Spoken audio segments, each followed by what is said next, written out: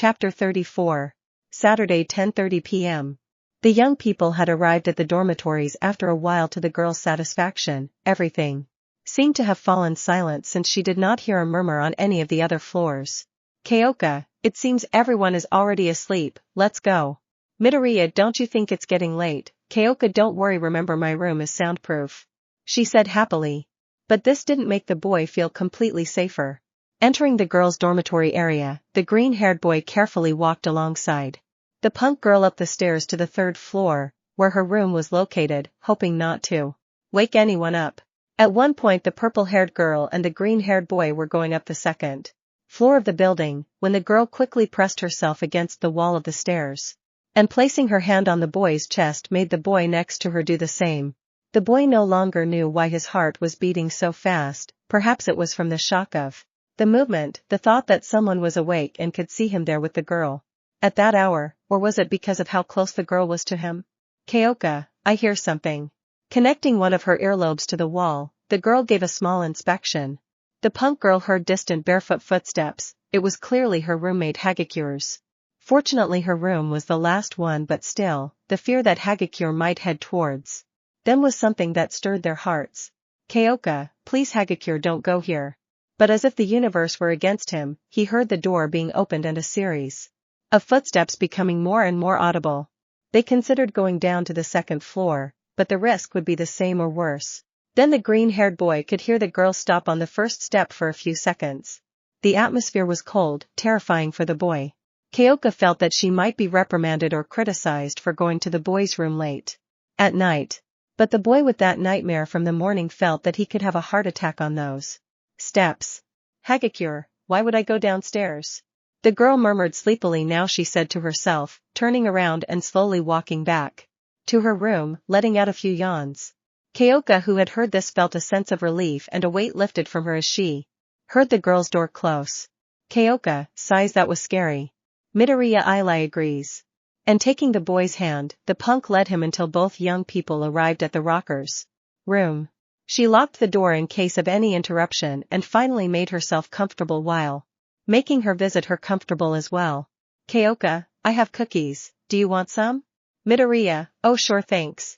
The girl smiled at this, and after eating one and giving the rest to the green-haired boy, she moved a few steps away from her bed to give a light clap. Kyoka, well, would you like to watch a movie or would you prefer to listen to some music? Midoriya, yum, whatever you choose would be fine, yum, the boy said, eating more cookies. Kyoka, let's see what movies I have. Whispers to check her small repertoire. Scary movie 1 and 2, White Chicks, Paranormal Activity.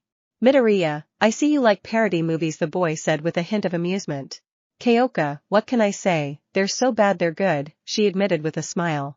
The girl thought about choosing one, but none of them were perfect for what she had in mind.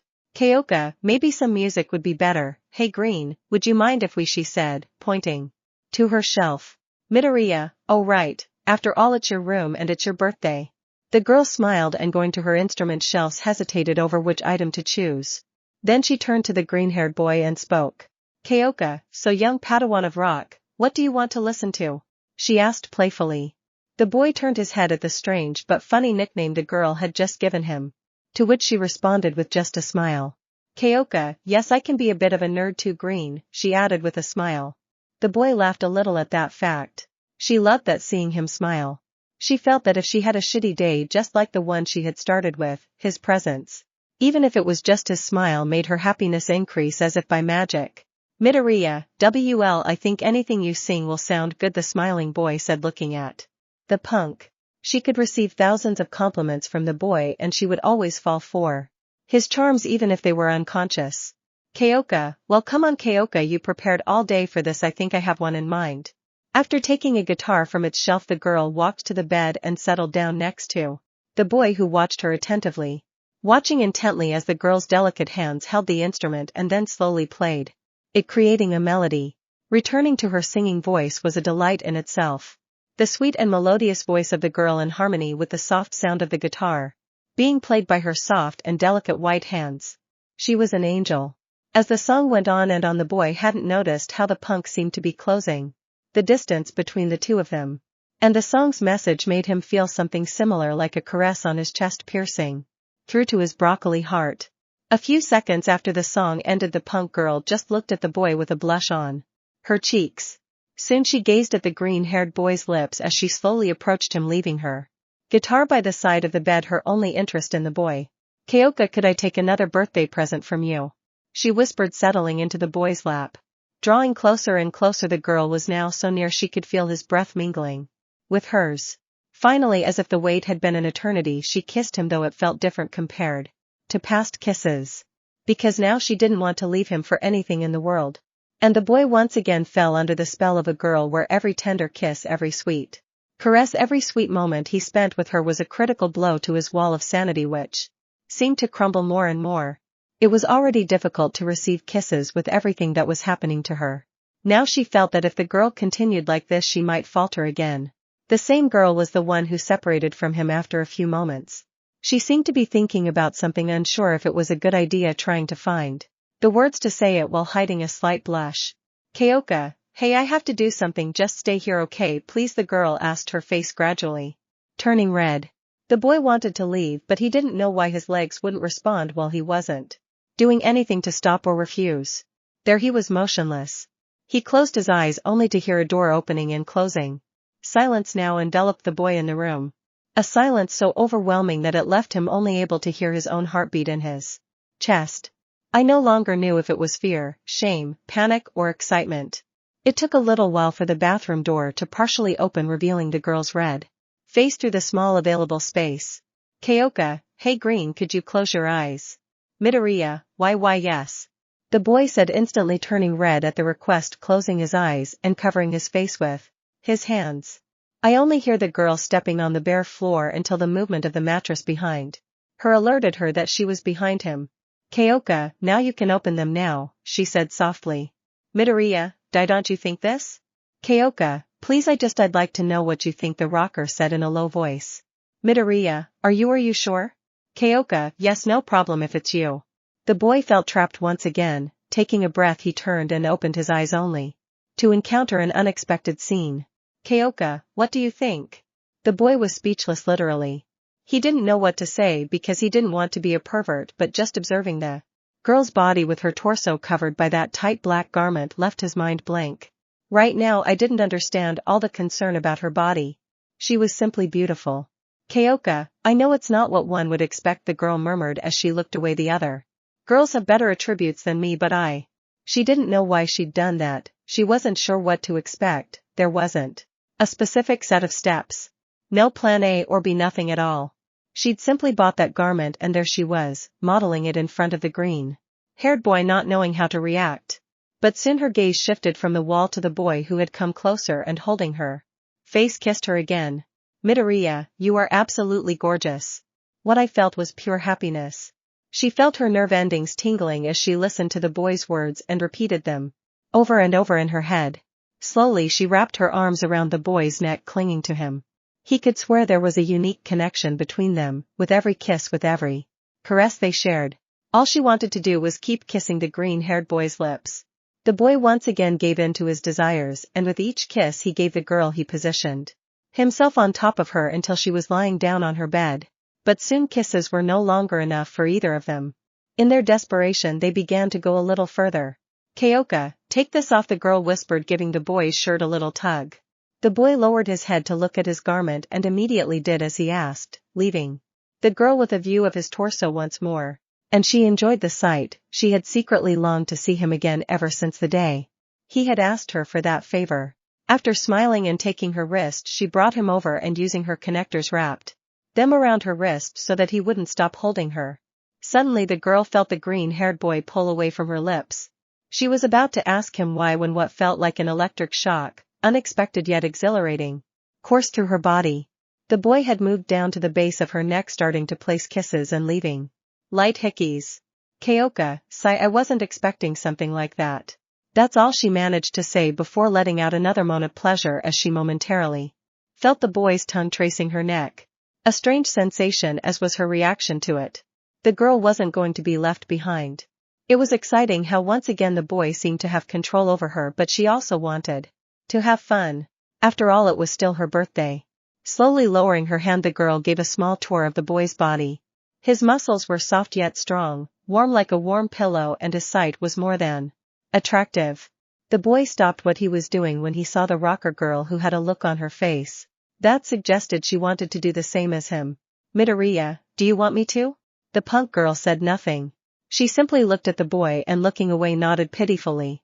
The boy laughed a little and releasing his grip on the purple-haired girl she quickly switched places with him, pushing the boy down onto his bed and now being the one on top of him. Like a wild animal, the girl kissed different parts of him passionately. Sometimes his face, his neck, or different parts of his sculpted body. It was lewd, quite lewd, but it felt good. The girl opened her eyes to see the green-haired boy who was looking at her with that characteristic blush of his. Kyoka, don't look at me like that. It makes me feel like a pervert, she said, looking away but still leaning on him. The boy found that request amusing and he couldn't hide it and started to laugh. The girl couldn't hide it either, but her request was absurd since she had just kissed his abdomen for the third time in that short time. Getting down to his head level, the girl kissed him again. Kyoka, I think this has been my best birthday yet. Midoriya just listened while still lying with his back on the mattress. Kyoka, I know I owe you a favor, a big one, but could you keep coming to my room after? Midoriya, is something wrong? Kyoka, it's nothing, I just like being with you, she admitted as she tucked a strand of hair behind her ear.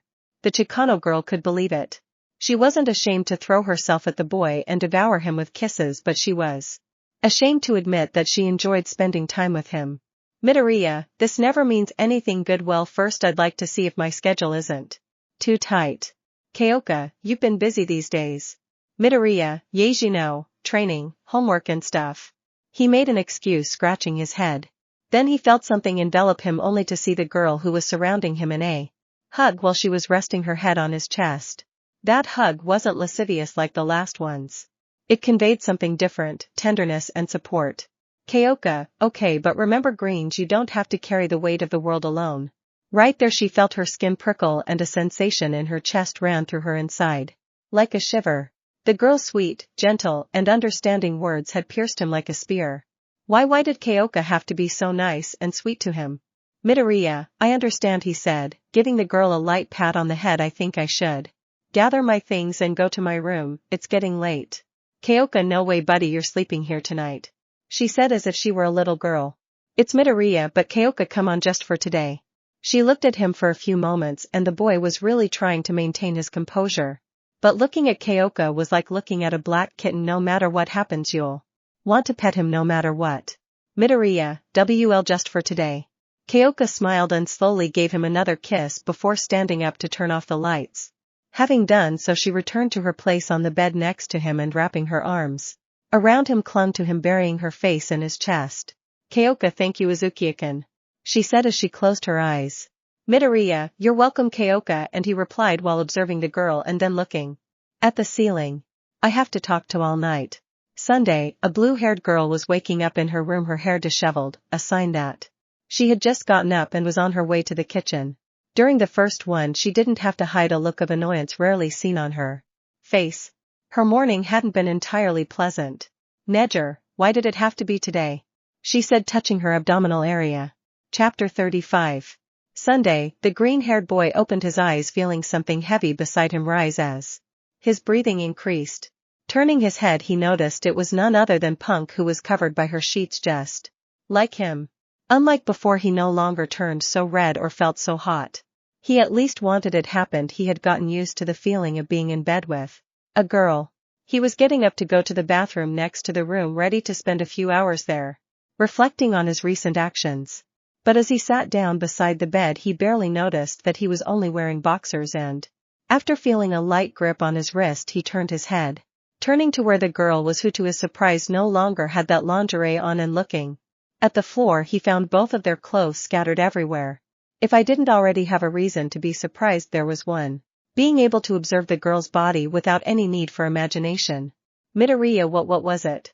But again a small tug on her wrist from the girl begged her to return to the comfort of the bed, it being the Punk who missed her stay with her.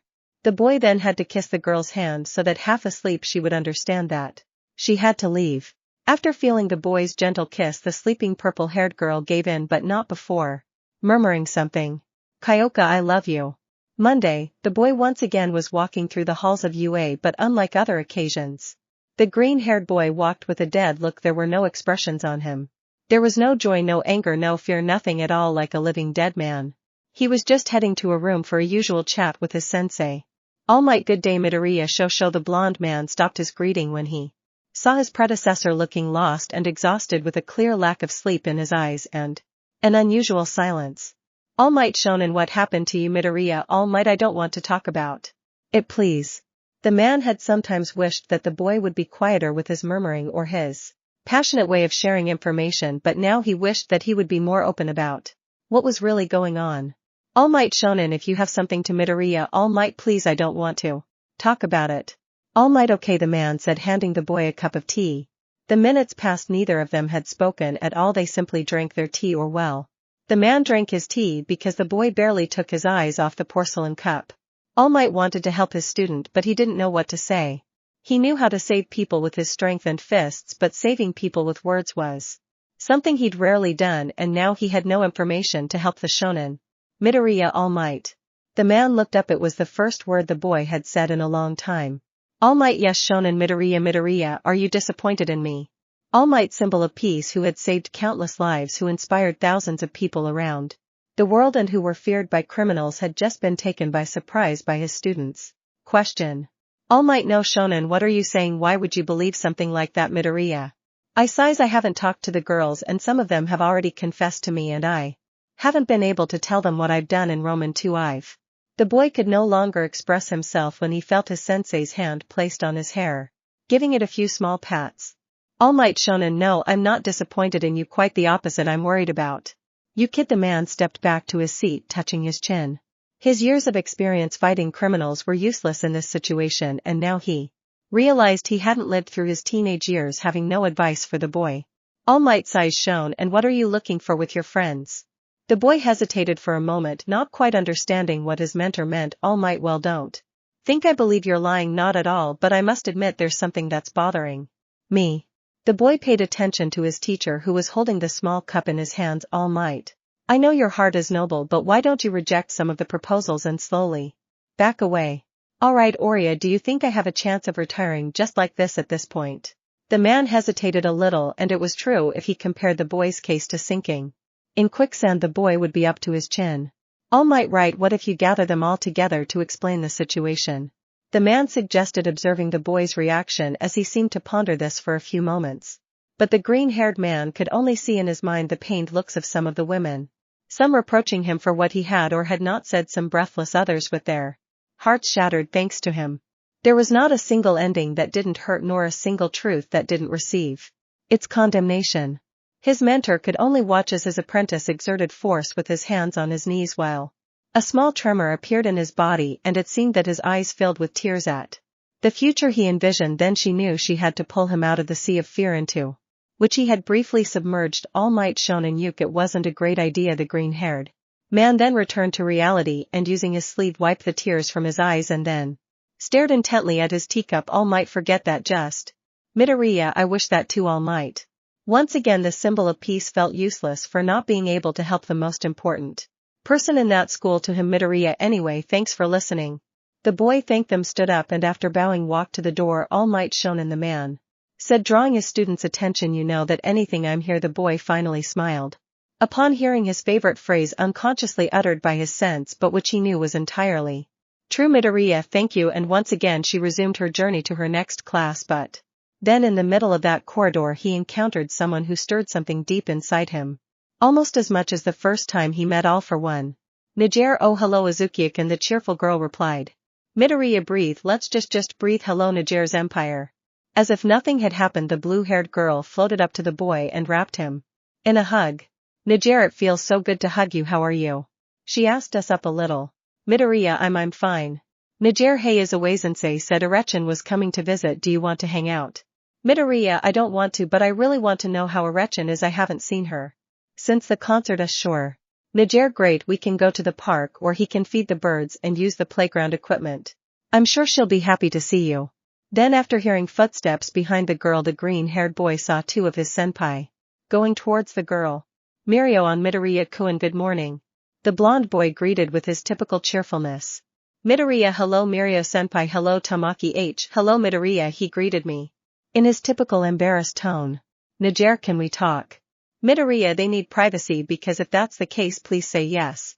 Tamaki, no need, it'll be quick. Mirio, you can do it buddy, just be direct and honest. The blonde said with his typical optimism. Niger, what's wrong?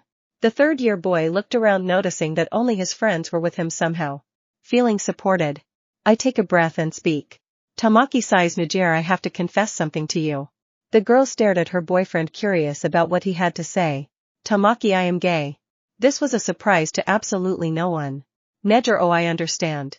Tamaki, yes, and Mirio too, he said with a very slight smile as he admitted it and placed his hand on the blonde's shoulder. Mirio, what are you talking about? I'm not gays. He said, smiling, looking at his friend. Tamaki, of course I saw you at that club. Mirio, if they play good music, my honest opinion. Tamaki, and when did we go to San Francisco after that mission? Mirio, I wanted to go shopping. Shrugging with a blank stare. Tamaki, but you did though. Mirio, now you kissed me. Niger, well, I'm glad you've accepted that part of yourself. And that you told me. The girl said, raising her voice before the blonde's sincerity could put them in an awkward situation. Tamaki, T.H, thank you, and I'm sorry if I ignored you these past few days. It wasn't my intention. I just needed the courage to tell you. Niger, it's okay, I'm not upset. So that explains it. Mirio, okay, we'll go to class, don't be long. Niger. Niger, yes, I'll be right there. Soon only the blue-haired girl and the green-haired boy remained in the hallway watching their friends walk away. Niger, well, I'll see you this afternoon at the park along with Eri. Midoriya, yes, of course. Before the boy could react, the blue-haired girl approached him and kissed him on the cheek, leaving with a smile. As soon as he could no longer see the blue-haired girl in the hallway, the boy looked around until he saw the bathrooms. As quickly as he entered, he locked himself in one of the cubicles and let out a sigh, while he felt some tears escape from his eyes without his permission as his breathing became more and more agitated. His ability to sense time was lost when, after what felt like brief minutes had passed upon looking at his phone, he realized that almost half an hour had already gone by. Grabbing his backpack and leaving the cubicle, the boy was about to leave, but he needed an excuse to justify his lateness. Looking in the mirror, he saw himself but only felt repulsion, shame and disgust. Raising his hand slightly, the boy took a breath in. He felt his jaw and part of his cheek reddened while a pain gradually intensified.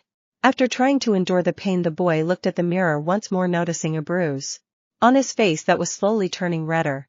Midoriya, tusk, that should be enough, he said to himself, enduring the pain of the blow he had intended for himself. And he went to his class in a hurry. In Class A, some noticed the absence of their green-haired friend, especially the girls who were part of the group who became worried about him. Tyoka, she left the room without saying anything. I hope she's okay. Momo, Izuku-kun hasn't arrived yet and class is about to end. Uraraka, where is Deku-kun? Mina, I'm already getting worried that Izuku hasn't arrived yet. Taro, where is he? Suyu, it's strange, Midoriya-kun never misses a class. Midnight and Soha, the woman said aloud. Noticing the clear absence of the green-haired boy and his murmuring, Lita-kun, can you go to the infirmary and see if Midoriya is there? It's late and he should have arrived a while ago. Lita, at the order, Midnight-sensei. The blue-haired man was about to stand up when the door opened. Everyone already had an idea of who it was, but they didn't expect the state he would arrive in. Uraraka Dkukun. As soon as they saw him, they could see how beaten the boy was as he walked with a slow step and a depressed look. It no longer emanated that usual optimistic and warm air, but a strange coldness that no one could express in words. Midnight, Midoriya, what happened? Midoriya, I'm fine. Manta, good dude, looks like you got hit hard in the face. Zero, did you get into a fight? Who was it with? Midoriya, no, I didn't fight anyone, I just tripped on the stairs and fell on my face.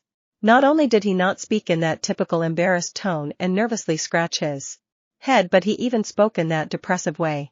No one questioned this because even his gaze seemed empty. Midnight, you should go to the infirmary. Midoriya, I just came from there, they only put an ice pack on me, I'll be fine. He lied. Midnight didn't suspect anything. In all that year and a half the boy had never lied, and it would be strange if he did now. So placing his trust in him, he believed what the boy said. Midnight. Well, but if you feel any discomfort you can go back, meanwhile come with a partner so you are aware. The boy obeyed and was about to pull his chair closer to one of his classmates, but before he knew it, the brunette had pulled her chair closer to him and taken a seat. You're a rocker, here's what we saw in class, she said, looking sadly at the green-haired boy because of his accident. Midoriya th. Thank you, you're a Rakasan. The boy didn't understand why he felt it made more sense for those emotions to appear when the blue-haired girl kissed him, but now he felt panicked with the brunette by his side. Later during lunch, the green-haired boy was in the cafeteria once again, away from his friends at a distant table. She knew her afternoon would be anything but comfortable apart from seeing Yuri. She would have to spend time with Nejer, hoping to gather the strength to look her in the face and have her explain why she did that. Even with his plate of food in front of him, the boy felt no appetite whatsoever. Later, the boy was in the park waiting. He had gotten a caramel apple for the little white-haired girl who would be under his care for that afternoon. Meanwhile, his mind was rehearsing how to talk about that topic with the blue-haired girl. Midoriya, hey Nejer, can we talk? Hey Nejer, I want the truth. Hey Nejer, you me. Heavy sigh, how am I going to do this? The boy said to himself as he leaned back on his knees in regret. But soon I heard some footsteps accompanied by some small children heading towards him. Looking up, he could see who they were. Yuri Deku, the little white-haired girl shouted excitedly as she ran to the boy to hug him. Midoriya, a hello Erechin. Nejer, sorry, I'm late. We stopped by the hair salon for a makeover, she said, taking a seat on the bench where the boy was sitting. Yuri now were hairstyle twins. Look, the boy had gone through it for a reason, but now the white-haired girl and her senpai had the same hairstyle, a pair of pigtails, which were viewed with happiness by the other. Midoriya, well, you look really cute Erechin, the boy complimented him tenderly. Yuri, yes, and had also too, right? Midoriya then looked at the blue-haired girl, who, innocent and unaware of what the boy knew, had to play along. Midoriya, yes, Nejer too, he said, forcing a calm smile. He felt that seeing little Yuri was a small balm for his heart, which was hurt every time the blue-haired girl smiled at him normally. Midoriya, Erechin, look what I have for you. He called the little girl's attention, showing her her favorite candy. Yuri and apple, she shouted happily as she stretched out her little hands. Midoriya, do you like it? Yuri, I love it, thank you Deku, she said gratefully, hugging the boy as tightly as she could. Nejer watched this with happiness, admitting to herself that the green-haired boy seemed like a loving father to the little girl, making her wonder what he would be like if he were a father. He was certain he would be a loving and protective one. Nejer, Erechin, do you want to go to the games? Eri, games, and so did the blue-haired girl with a smile on her face. Eri Deku, can I come? Midoriya, of course. Then the little girl got off that bench with her caregivers, running straight to the nearby playground. Nejer, she's so cute. Midoriya, yes, I don't think telling him now is the best idea. After thinking this over, the green-haired boy continued on his way, accompanying the blue-haired girl to spend the day looking after the little white-haired girl. He hoped that at least she would enjoy the day. Chapter 36. Monday, the green-haired boy had just found himself in the park with little Eri and her senpai Nejer, intending to spend time with them both, especially with the little girl wanting not to be so close to the blue-haired girl who, during the time they were there, had slight suspicions about the way she kept her distance from her. Nejer, how strange could it be that no, the effect had completely knocked him out, and no one could remember what happened. Does anyone want ice cream? The girl proposed loudly and smiling, attracting the attention of the little girl with a horn on her head. Eri, yes, she exclaimed, raising her hands in the air. Nejer, then let's go, she said with a smile. The green-haired boy felt time speeding up when he was focusing his attention on the little girl, but he also felt it seemed to freeze when he heard his senpai's voice. He didn't want to be rude. Could ignoring the person who abused him be considered rude?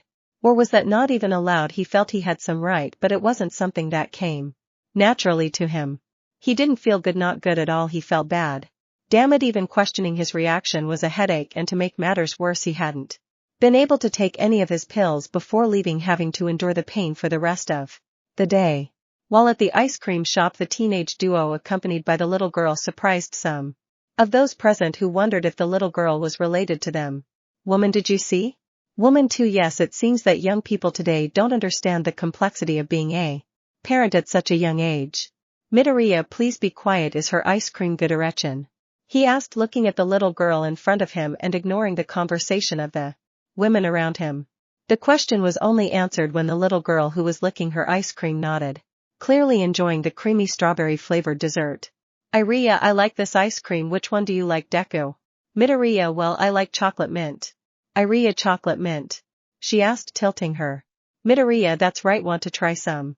Iria approached and observed him before taking a small bite of the ice cream. The little girl seemed to be analyzing him little by little with an adorable gaze fixed on the sky. And then it seemed as if her eyes lit up like spotlights when finally the taste of the ice cream completely won her over, moving from side to side in place. Midoriya, it seems you really like her. He chuckled softly as he watched the little girl. Nejer, can I try? And as if he had received the worst news of his life, the boy quickly erased his smile. Midoriya, yeah, sure, here. The boy said in a cold tone without even looking at the blue-haired girl, and handed her the lollipop. Once again she noticed his strange behavior, becoming intrigued as to what was happening. Perhaps I could ask him later. After leaving the ice cream shop, the three walked through the city, going to a small educational game center which instantly caught the attention of the little white-haired girl. Zariya, well, that was all the little girl could say as she looked around the entire complex. The decorated ceilings, windows, floors, and even some of the staff with an educational theme. Midoriya, do you see anything that catches your eye? Chin, he said, getting down to the little girl's level. Ariya, what is that thing? She asked, pointing at what was a representation of Earth's natural satellite. Midoriya, oh, it's the moon's. Ariya, shouldn't I be going out at night? She asked innocently.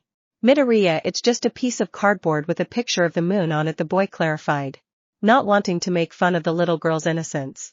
Ariya, she said upon receiving that clarification.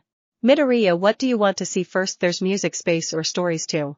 And the little girl nodded excitedly at everything.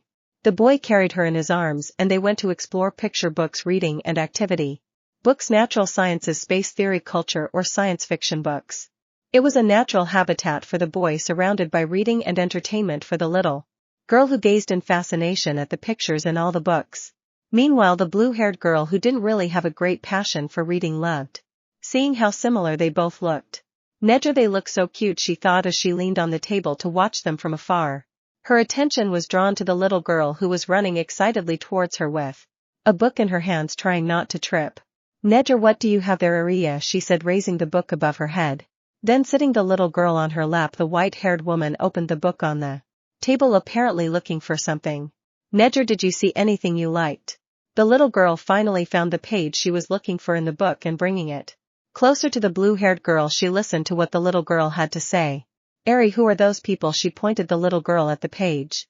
Looking inside the book, the blue-haired girl noticed a drawing of a little girl being held by two adults, a man and a woman, clearly happy.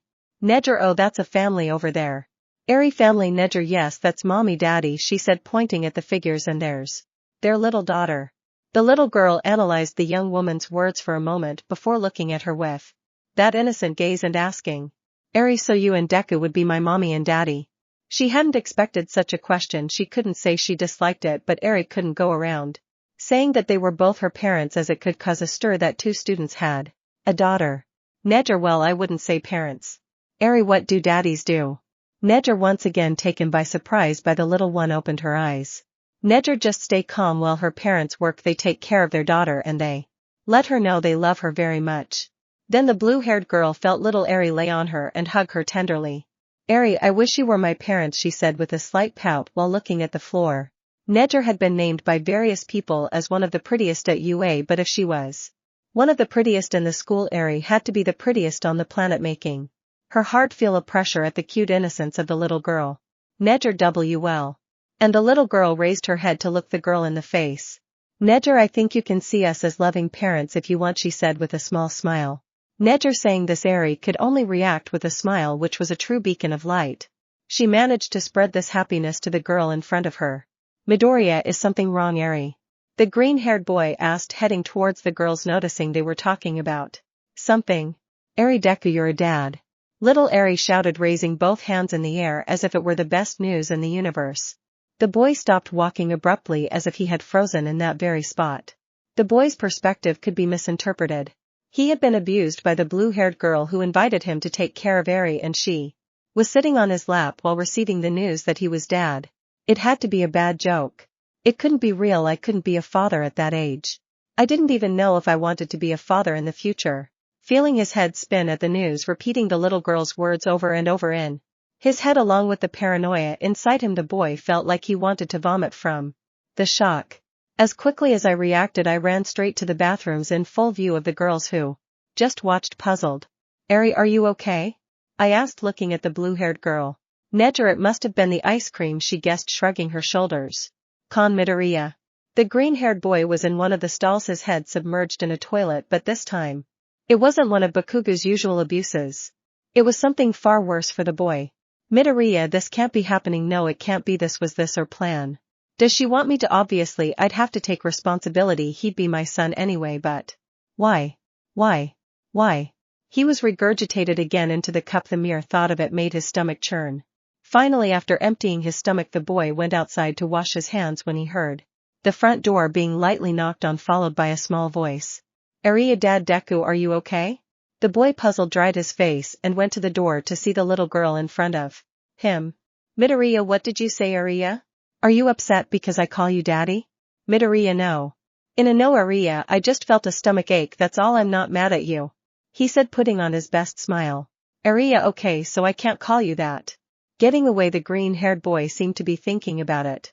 It would be awkward, but he didn't want to see even a hint of sadness on the little girl's face. Midoriya, I guess it's only okay this once. The little girl approached and hugged one of the boy's feet. He smiled slightly, only to bend down and pick up the little girl, who in his arms smiled happily again with Neger. The girl had let the little girl go to look for the green-haired boy, worried about what might have happened to him. Every time I saw the boy acting unnaturally, I couldn't help but feel afraid that the boy had discovered something about what happened. Not only would their friendship be beyond ruined, but if she told anyone, she could be expelled from UA, an indelible stain on her career as a hero. Her gaze returned to the front when she saw the green-haired boy and the little girl returning to where she was. Neger, Izuku-kun, are you feeling alright? Midoriya, yes, I'm fine. Neger, good, I'm glad, I was worried. Midoriya, how about we go to the park a few blocks away? I heard they have some playground equipment and food stalls, he said, trying to ignore the blue-haired girl's words since he was already doubting whether they were real. Ariya, are there any apples? Neger, I think so, she said, standing up and approaching the little girl. No sooner had she said that than the little girl smiled happily, letting them know that she liked the idea. Midoriya, come on, you'll love it. Ariya, yes, I just wanted to walk, she asked, looking at the boy who was carrying her. The boy put her down from his arms, but once her feet were on the ground, the sweet girl held his hand like the little girl she was.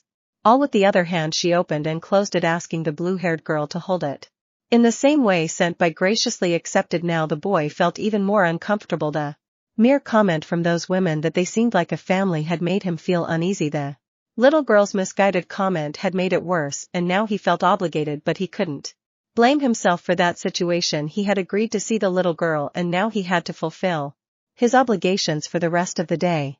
On the way to the park, some eyes were fixed on the two of them as they strolled along with the little girl, who was being held by both of their hands. The little girl jumped and smiled while singing a few children's songs. Neger smiled happily at her, pleased that even with everything the little girl had been through, she still felt a genuine curiosity about the world, and the boy tried to give the little girl his full attention, momentarily ignoring his own reality. The girl's happiness was a balm for his troubles. Ariya, Deku, Dad, why is the sky blue? Midoriya, because it's reflected in the blue sea. Ariya, the little girl said, looking at the ground. And why is the sea blue? Midoriya. Ariya, why is the universe black? Midoriya, because Ariya, if there is nothing faster than light, how come there was darkness first? Midoriya, it's because this girl is trying to give me a stroke. While Neger watched this, noticing how the boy tried to answer everything but the little girl's constant questions made it difficult, placing both hands in the little girl's tiny hand. The blue-haired girl caught her attention, and crouching down to her level she spoke with a smile. Neger, because a man from the sky with a white beard and a friendly smile made it all happen. Ariya seemed to hesitate for a few seconds before reacting.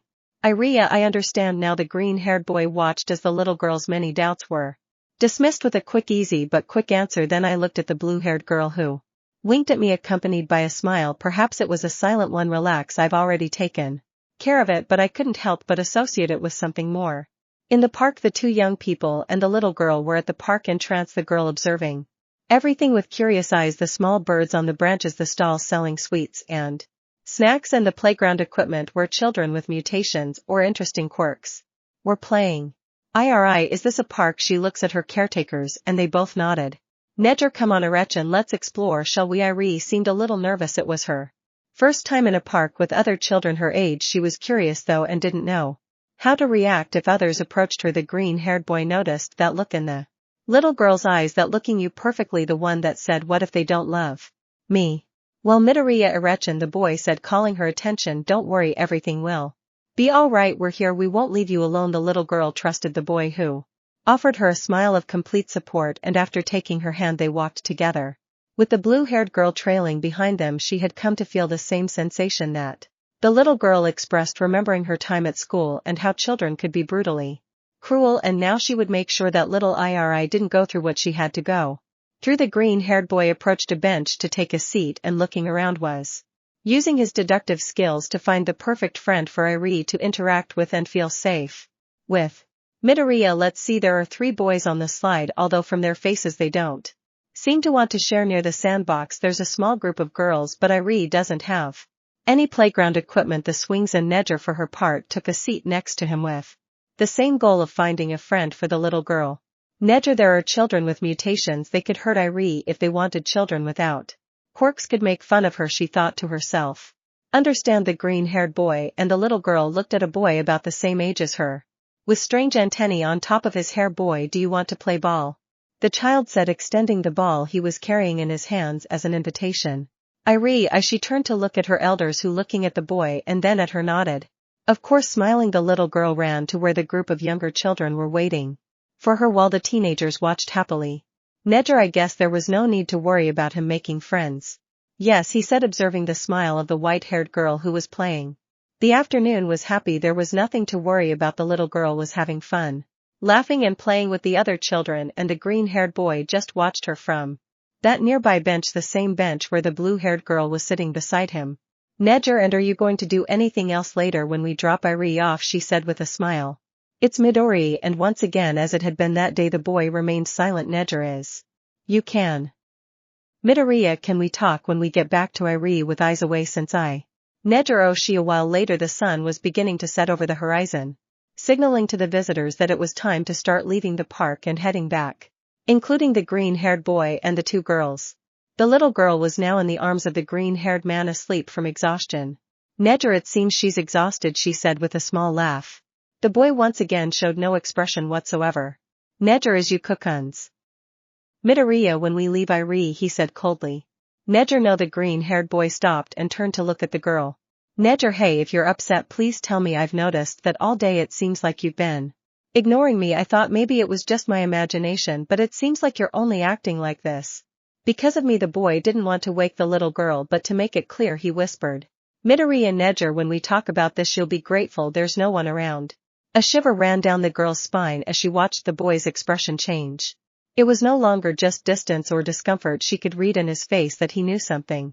I felt a fear, like when your mother saw your grades and simply told you to wait until you got home. It was a fear that told you, I know what you did, Nejer Yuk, and so I no longer insist for the rest of the way back. Later, after returning to school and leaving the little girl on the sofa in the dormitories of Class 3, the blue-haired girl accompanied the green-haired boy outside the dormitories. Nejer, so. Midoriya, why? The girl just watched the boy who was waiting for an answer. Nejer, I don't know what you're talking about. Midoriya, do you want me to be more explicit? Nejer, no yo. Midoriya, then please don't pretend you don't know what I'm talking about. His tone of voice was more subdued, sad, painful. She felt bad for having abused the boy like that. And now she felt even worse seeing the state he was in after being discovered. Nejer, yo. Midoriya, I want to know whys. Nejer still said nothing. She had been found out and she felt her tongue retreat into her throat, preventing her from speaking. Not because she wanted to maintain her lie, but because she couldn't find the words to apologize or explain why. Midoriya, can't I know, he said, his voice breaking. Nejer couldn't stand it anymore and looking all around made sure that no one heard her. Nejer, I wasn't planning on doing this month. I've been in that phase. Midoriya. Nejer, I was planning to use the powder on Tamaki, but he told me he'd be with Mirio buying video games and I was desperate. I was thinking of returning it to Rukiko's agency. But when I found you in the hallway that time I thought, no, I didn't think it would be such a bad idea. The boy heard everything once again, hoping it was a nightmare, but it wasn't. He was conscious. He felt so conscious but at the same time so stupid. Nejer, and then I thought that if you never found out nothing would happen, we'd each go our separate ways. I know it was wrong. And I'm not proud of what I did at all, quite the opposite. I feel horrible for what I did to you. The girl explained at an impressive speed even for her. The apologies came out like a train. Shot out at thousands of meters per second, and they were true. The girl, despite having enjoyed it, recognized the seriousness of her actions. Midoriya hoped to uncover that lie, but when it was already exposed, he didn't know what to do. His plans were already short-term without a clear future. An example of that was right now asking the girl for an explanation. But now what? Hate her? Forgive her? Pretend nothing happened? Hold a grudge against her for the rest of your life? Never. I know that I don't deserve any forgiveness for what I did, and I understand that there's no excuse good enough to forgive me. The girl finished, her head down and a sadness in her voice. All he could do was listen to a series of quick footsteps moving away, so that the last thing he saw was the boy walking away from his building. Never. He must be furious. I don't blame him. After this I wouldn't forgive myself either. But it wasn't out of hatred that the boy distanced himself, but for something else. Midoriya, I need him. My pills. What in Isoko's bedroom? The boy entered, slamming the door behind him, and approached his nightstand to take the bottle, but it wasn't there. He would forcefully open the drawers and throw out their contents, scattering everything on the floor: the nightstand, his backpack, the desk, even the closet. There was no trace of it. Until, out of sheer curiosity, I looked under his bed, finding the bottle, and as if a long time had passed, the boy swallowed one as if by instantaneous means. The boy leaned on the edge of his bed until he was sitting on the floor. About 5 minutes passed before she finally opened her eyes to witness the state of her room. Now everything was a mess. It looked like a tornado had hit her room. Had she really done that for some pills? It was then that he remembered his senpai's apologies, who this time didn't cry, didn't vomit, nothing. He just Midoriya Rasilla. I'd chuckle. He had charmed 5 of the 6 girls in his class, some of whom had broken up with him and were now interested in him. He had to keep Tsuyu and Takami's feelings a secret. He had also charmed his 3rd-year senpai, who drugged and abused him, and the class president of Class B seemed to have a similar crush on him. He had met 4 of the 6 girls' families, and they all liked him. He's living a dream, isn't he? Aren't they? By that point the boy no longer knew if he was laughing or crying. He only wanted one thing: to die in his room. Chapter 37. Tuesday. The boy had just woken up and was now in his room tidying up his mess, the result of his desperation for the chemical relief provided by the pills. He couldn't believe that his desperation had forced him to throw his plush toy plus edition of issue number 1 across the room. Midoriya, damn it. But then there was a knocking at the door. With a sigh, I put down the plush Yen's figure and headed for the door. Midoriya, who is it? It's me, Tsuyu. Chin, can you open up? Kiro said, the little frog on the other side of the door, identifying herself to the green-haired boy inside. Quickly the boy tidied his room so as not to arouse suspicion. Once everything was ready, he approached and let his amphibious friend in, who as always was. Was she nervous? So you thank you, Midoriya and Kiro, she said after a brief pause. Midoriya, is something wrong? Tsuyu, Chin. Tsuyu, I wanted to thank you for taking me to my room the other day, even though I fell asleep. Kiro, Midoriya did not worry, it was nothing, he replied sheepishly, remembering what had happened. So you, well, I was wondering if you'd like to go for a walk this afternoon. You know, somewhere away from the whole Liantama parents thing. Kiro, Midoriya, not again, please, not again. Wait a minute, maybe I can tell them the truth about Takami. It'll probably get them both in trouble and maybe they'll both hate me, but at this point I'd rather get out of this, even if it's this way. Well, I think that sounds good, he replied, managing a smile, albeit a fake one that was quite believable. Tsuyu, okay then, I'll see you in the common room after classes. Kiro, she said, scheduling the time and place they would meet. The little frog then walked away down the hallway, in full view of the green-haired boy, and once on the stairs she glanced back and smiled just to wave goodbye. The boy, after losing sight of her, went back into his room and got dressed for his school day. Later, during recess, the green-haired boy was at the table thinking of different ways to approach the truth. He was about to tell the girl, Midoriya, Su, I have to tell you the truth. Takami, no, that's too direct and insensitive. Tsuyu, Chin, hey, I didn't want to tell you, but so why am I saying this? Sighs Tsuyu, there's something I should have told you a long time ago. What is it? Some kind of confession, the boy thought as he held his head and took a sip from a carton of milk at another table. In the distance, the blue-haired girl looked at him sadly and heard, observing that look full of problems, that he had caused her. Neger, he must hate me by now, and he's right. How could I have been so stupid, drugging him and abusing him? Where the hell was my head? Mirio, is something wrong? Negerson.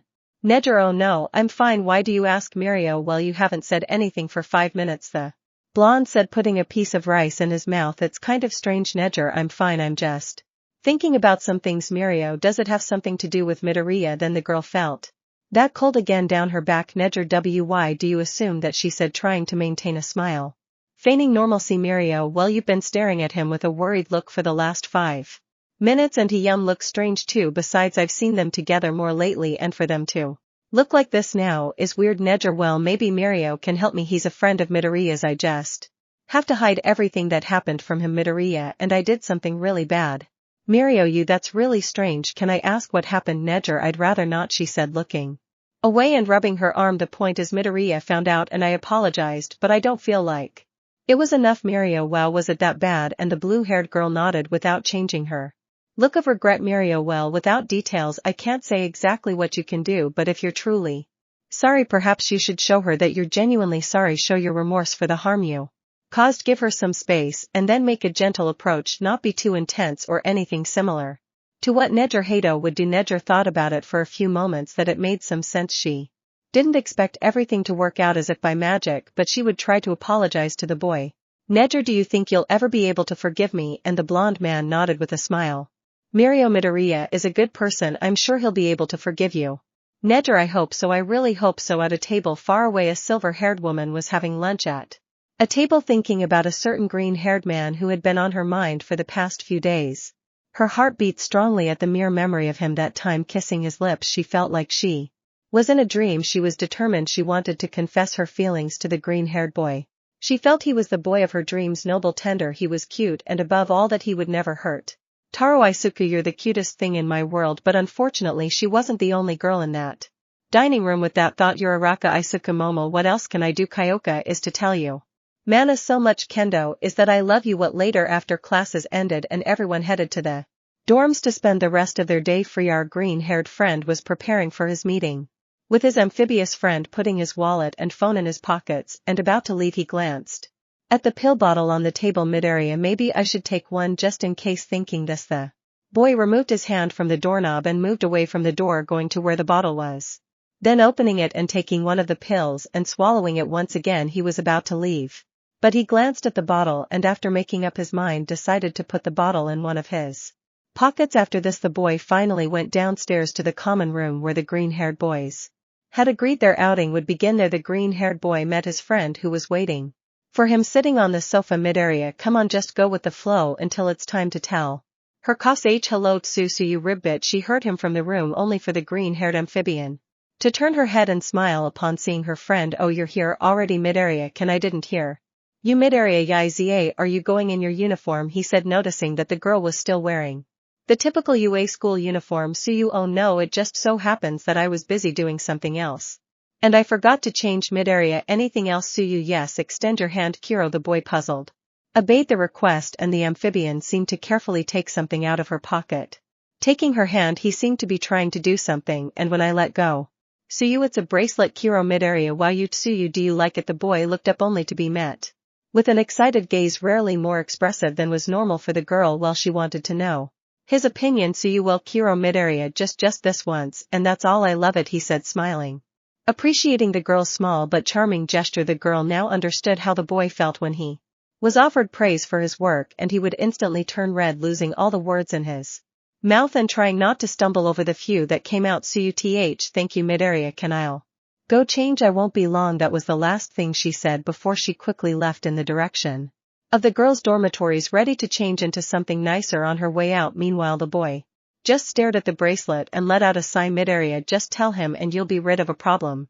And so use Rome. The girl was searching through her wardrobe for something she could wear. She couldn't remember the last time she had searched for an outfit as thoroughly as she was doing now, but she didn't know why. Not even on her first date with Takami had she tried to arrange even the smallest strand of hair like this. Looking closely at herself in the mirror, the girl smiled. She felt that she looked pretty in the common room. The boy had been fiddling with the small detail on his wrist for the last 10 minutes. He didn't feel desperate to leave. In fact, he was afraid to go out at that moment, but he couldn't miss that opportunity, that window to start getting out of his hurricane of problems. Suyu, I'm ready, the little frog announced from behind the board. He turned around only to find the girl wearing a dress, of course in a light green color with small stronger dots all over it, and it was clear that she had carefully straightened her hair. Mid-area had noticed something these past few weeks. It never hurts to give a girl a compliment, even just one, to let her know that her time getting ready wasn't in vain, or that it wasn't worth it. Mid-area, you look cute, Suchin. And once again the girl tried to remain calm. She used to wonder why Uraraka acted so suddenly embarrassed when she was with the boy, but now she could understand her Suyu thank you. Midoriya and Ribbit after that both of them left the building and then the school trying to clear their heads for the day, or at least that was the girl's idea in the city. The green-haired Due walked through the streets without a fixed destination and simply guided by what they saw and found interesting. There were a few new stalls here and there's some public events or simply opportunities to enjoy some free time. Sure, the boy would enjoy some of these things if the girl hadn't taken his hand. Almost the instant they stepped outside. Midoriya, why is he doing this? I thought everything was fine between them. He said he wouldn't lie to his family, so why is he holding my hand? He kept glancing at the girl's face, trying to decipher some sign, something that would explain why she had done that, but now the girl's face was back to being that expressionless face that characterized her. Suyu, Ribbit, is something wrong? She asked, noticing the boy's gaze on her. Midoriya and no, nothing's wrong. So where do you want to go? Suyu, how about we go get some smoothies? Kiro, Midoriya, that actually it's not a bad idea. Sounds good. With a smile on her face, the little frog walked towards the nearest store, still holding the boy's hand, who had no choice but to follow her, although now he wasn't sure if people were watching him, criticizing him for being with a different girl, and for her having a smile on her face, ignoring his actions, and he could swear he could hear faint murmurs, but when he turned his head, nothing. There was no one behind him making those noises. At the smoothie shop, the green-haired girl was at the bar looking at the wide variety of drink combinations like juices and milkshakes that caught her attention, while the boy was still trying to figure out how to bring up the topic that made him agree to go in the first place. Suyu, there are so many options. What are you going to order? Midoriya, Kiro, Midoriya, oh, he said, stepping out of his head for a few moments. Maybe a strawberry one. Suyu, you like the classics, huh? She said with a smile. Midoriya, I guess so, it's easy and tastes good. Looking away. Suyu, then I'll order one too. Kiro, soon they both sat down at one of the tables to wait for their orders. Suyu, it's a nice place. Midoriya, yes, it's nice. Suyu, and what have you been doing these days? Kiro, Midoriya, well, I come on Izuku, it's time. Tell her the truth. Suyu, there's something I think I should tell you.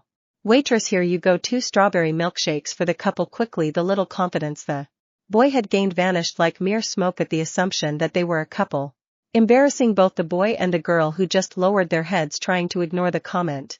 They remained like that for only a few minutes until the girl's voice resumed the conversation. Suyu, what was it you were saying? Midoriya, and Midoriya, well, I takes a deep breath. There's something I need to tell you about Takami. The girl stared at him, curious about what the green-haired boy had to say about her boyfriend. Midoriya, you see, Dark Shadow asked me not to mention it, but it's something you need to know, and I couldn't keep it from you any longer. To Takami. Suyu, yes. Midoriya inhales, he likes seeing me go out with you. The boy closed his eyes, whether it was due to a disproportionate reaction, an act of denial, or mere fear, but all he heard was the sound of the straw. Midoriya, aren't you upset? Suyu, annoyed, I don't think so, I'd say more like disappointed. She said in her characteristically serene tone, I didn't think Takami had those kinds of tastes.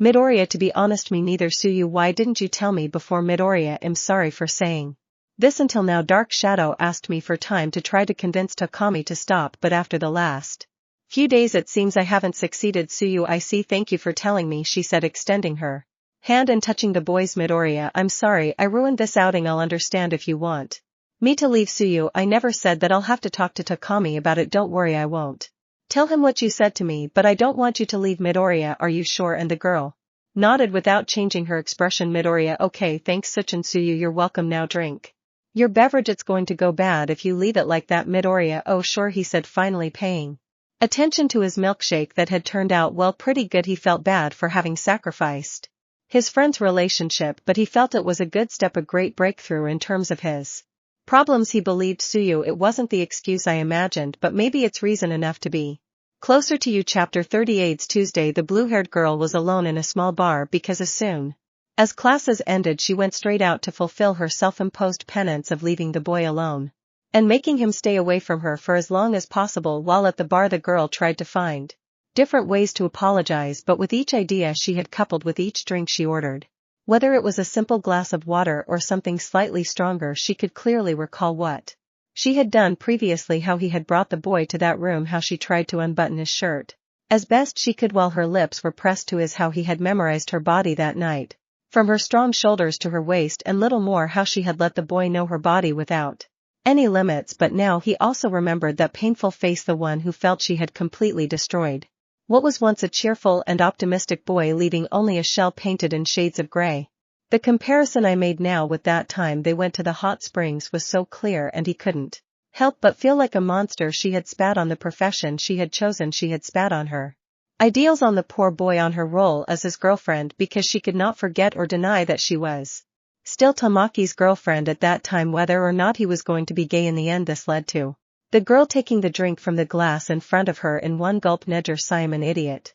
Bartender, drinking to forget, a deep voice said just as he looked up. A woman. Neger didn't pay any attention and brought her glass closer to the bartender. Neger, if it's to forget that I'm a fool, then yes, the girl said, melancholy. Bartender, okay girl, tell me what happened, he said calmly while refilling the glass and cleaning another. Neger, I don't think I should, it's a bad thing. She brings her glass closer and looks at it for a few seconds. Bartender, please young lady, do you have any idea how many bad things I have to listen to here all night, every night? Neger took notice and looking around seemed to doubt it, but then saw the woman settle at the other end of the bar to listen to what she had to say. Bartender, furthermore, a bartender has an obligation to keep quiet about anything they hear from a customer. It's a professional courtesy. Neger then settled down and in the lowest voice she could muster began to speak. Neger, it's just that I abused a friend's trust. She rearranged what the girl had said, not wanting to confess everything to a stranger, but still wanting to vent, and he managed to remember everything, and now I feel horrible for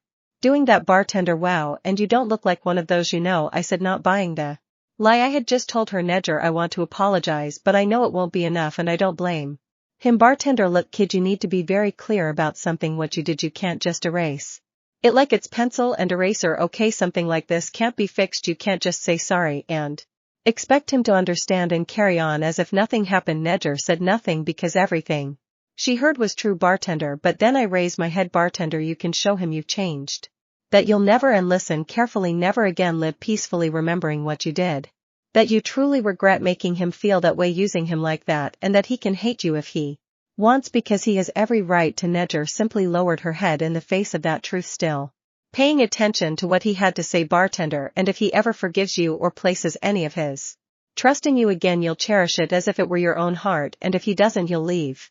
You'll apologize for breaking his trust, for deceiving him, and the only person you'll blame for not forgiving you as yourself. Neger paid attention to everything and couldn't agree more. Even the slight dizziness she felt from some of the drinks quickly disappeared. Neger, why don't you work as a psychologist instead of this place, she said, dismayed, having received deeper advice and having her reality clarified. Unlike her blonde friend that same morning. Bartender, I like free drinks in my customer stories, he said, shrugging. That's my advice, kid. I'm no expert, but I hope it helps. Neger, I'm waiting for it too. Elsewhere, the pair of green-haired individuals were walking along one of the streets of Shizuoka City towards a nearby park, Jojo-ku, and along the way there was advertising for the next event of the season. Suyu, have you come to the Mountain Day Festival's mid Oriakun Kir? The boy looked where the girl was, and then he saw the advertising poster. Midoriya, to be honest, no, I've never had the chance to attend one of the events. Have you? The boy felt more relieved. At least he had been able to tell the girl the truth, and with a little hope to get rid of one of her lies. If I managed to do that, I would regain hope of being able to end all this on good terms. As they say, hope is the last thing to die. Suyu, sometimes I can't go hiking in the mountains because Midoriya, the cold, and Suyu nodded, confirming the boy's assumption. Suyu, but even so, I like going to the parks and looking at the seasonal stalls. Besides, there's a nice panoramic view of the mountains.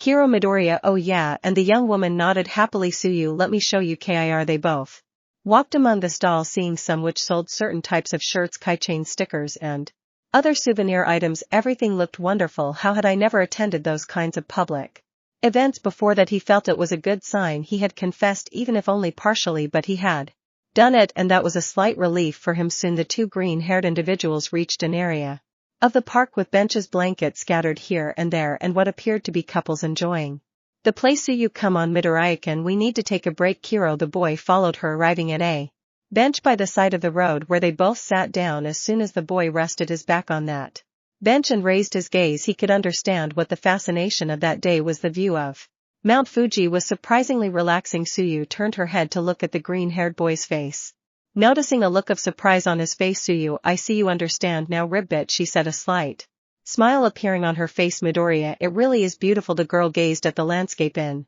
the same way, the white peak of the mountain, the trees that decorated her view like a photograph framed, the sunset and the sky bathed in orange and touches of blue. It looked like a scene from those movies that fascinated Ashido so much, but on repeated occasions she would stop looking at the sky to turn her attention back to the boy beside her. Then small yellow flashes appeared behind the boy which the girl noticed. Suyu rib bit. The boy paid attention after that slight reaction, turning his gaze to the girl and noticing that she was looking behind him. The green-haired girl stood up and followed the path of the fireflies into the trees, followed by her friend following the path. Illuminated by the small glowing insects, they both found what seemed like a fantasy environment. A small pond that despite its size shone like nothing they had ever seen. It was unreal but extremely beautiful. Suyu, so this is where the little ones came from, she said, looking around. Midoriya, have you ever seen anything like this before? Looking at the small insects flying around them, further illuminating the pond. Looking where the girl was, she looked wonderful. Suyu, is something wrong? Midoriya can Kira, her skin white and gleaming like porcelain yet as soft as a feather, was what captivated him most. The reflection of the firefly's light on the water bouncing off and making her look like a true angel. It was like being in the presence of something divine, unreal, a marvel in every sense of the word, and the girl was no different, watching as that glow behind her made the green eyes of the boy in front of her shine like small emerald beacons in the darkness of the night. He looked at her not with the lascivious gaze typical of Manton, nor with the serious expression of Takami. The boy wasn't a fan of being in public places or going out in daylight, and he could understand it. Perhaps it was part of his quirk, with dark shadow lurking behind him. Okay, that was a bad joke, but discovering that what was originally a plan for his father to meet his boyfriend had actually resulted in his real boyfriend enjoying it, he hadn't expected that, and the green-haired boy, despite not fully agreeing, had accepted and was grateful for that. Then his memory began to recall the events of the last few days. She had kissed the green-haired boy since their first date, their trip to the water park where she met his family, even though it was so rushed and unexpected. His whole family loved him, his siblings had fun with him, and his parents accepted him without hesitation. He even took her home where there were no problems, and if I had to guess, he even took her back to UA without waking her, leaving her in the comfort of her room. After all that, she wasn't sure if it was her conscience or her heart that compelled her to give him a gift. The first thing that came to mind being that bracelet, but now that she put everything into perspective, she owed him more than just that. As she looked around, she noticed the boy playing with the same bracelet she had given him. It was unusual, but she was glad the boy still had it on his wrist. But anyway, why did it matter so much to her that he had it? Unfortunately, the atmosphere around us had to be extinguished like a candle when the boy's phone started ringing. Apparently it was time to leave or they would be late for curfew. Midoriya, Suchin, Suyu, I know, Kiro. It felt as if there was a stall giving away items, and she had overthought the situation, missing a unique opportunity. A little later, the young people had just made it back onto the campus and were now walking towards their dormitories. The return journey was quieter, with the boy who had nothing to say happy that the day was ending so wonderfully. He felt like Akari's having created a pair of wings made of wax, flying higher and higher, swearing that he could touch the sky of hope. Suyu, on the other hand, had just made a decision. Suyu, if Takami enjoyed something like that so much, I guess he can't complain about me doing this, she thought nervously, taking a breath and decisively acting. Thank you for agreeing to go out with me, Midoriya. Kiro, the boy, smiling with his thoughts, looked at the girl with that same joy. Midoriya, I'm glad I did it, he said sincerely, using the courage she had accumulated during that time. The girl took a deep breath and approached the boy as closely as possible in front of the building. After standing on her tiptoes and gently holding his face, trying not to be abrupt, the girl did the unthinkable, having kissed the boy, not with the excuse of deceiving his family, not with the excuse of pretending to be boyfriend and girlfriend, but because I genuinely wanted to do it, and like Ikari's who flew too close to the sun and melted his wings, he was forced to fall into the void. Chapter 39. Wednesday. The boy was standing in front of the dormitory door with one hand on the doorknob, but not entering. The reason? She was receiving a kiss on the lips from her green-haired friend. I had kissed him before, so why would this time be different? Well, because on the previous occasion, her friend's boyfriend was present, which in retrospect she didn't know if it was better or worse.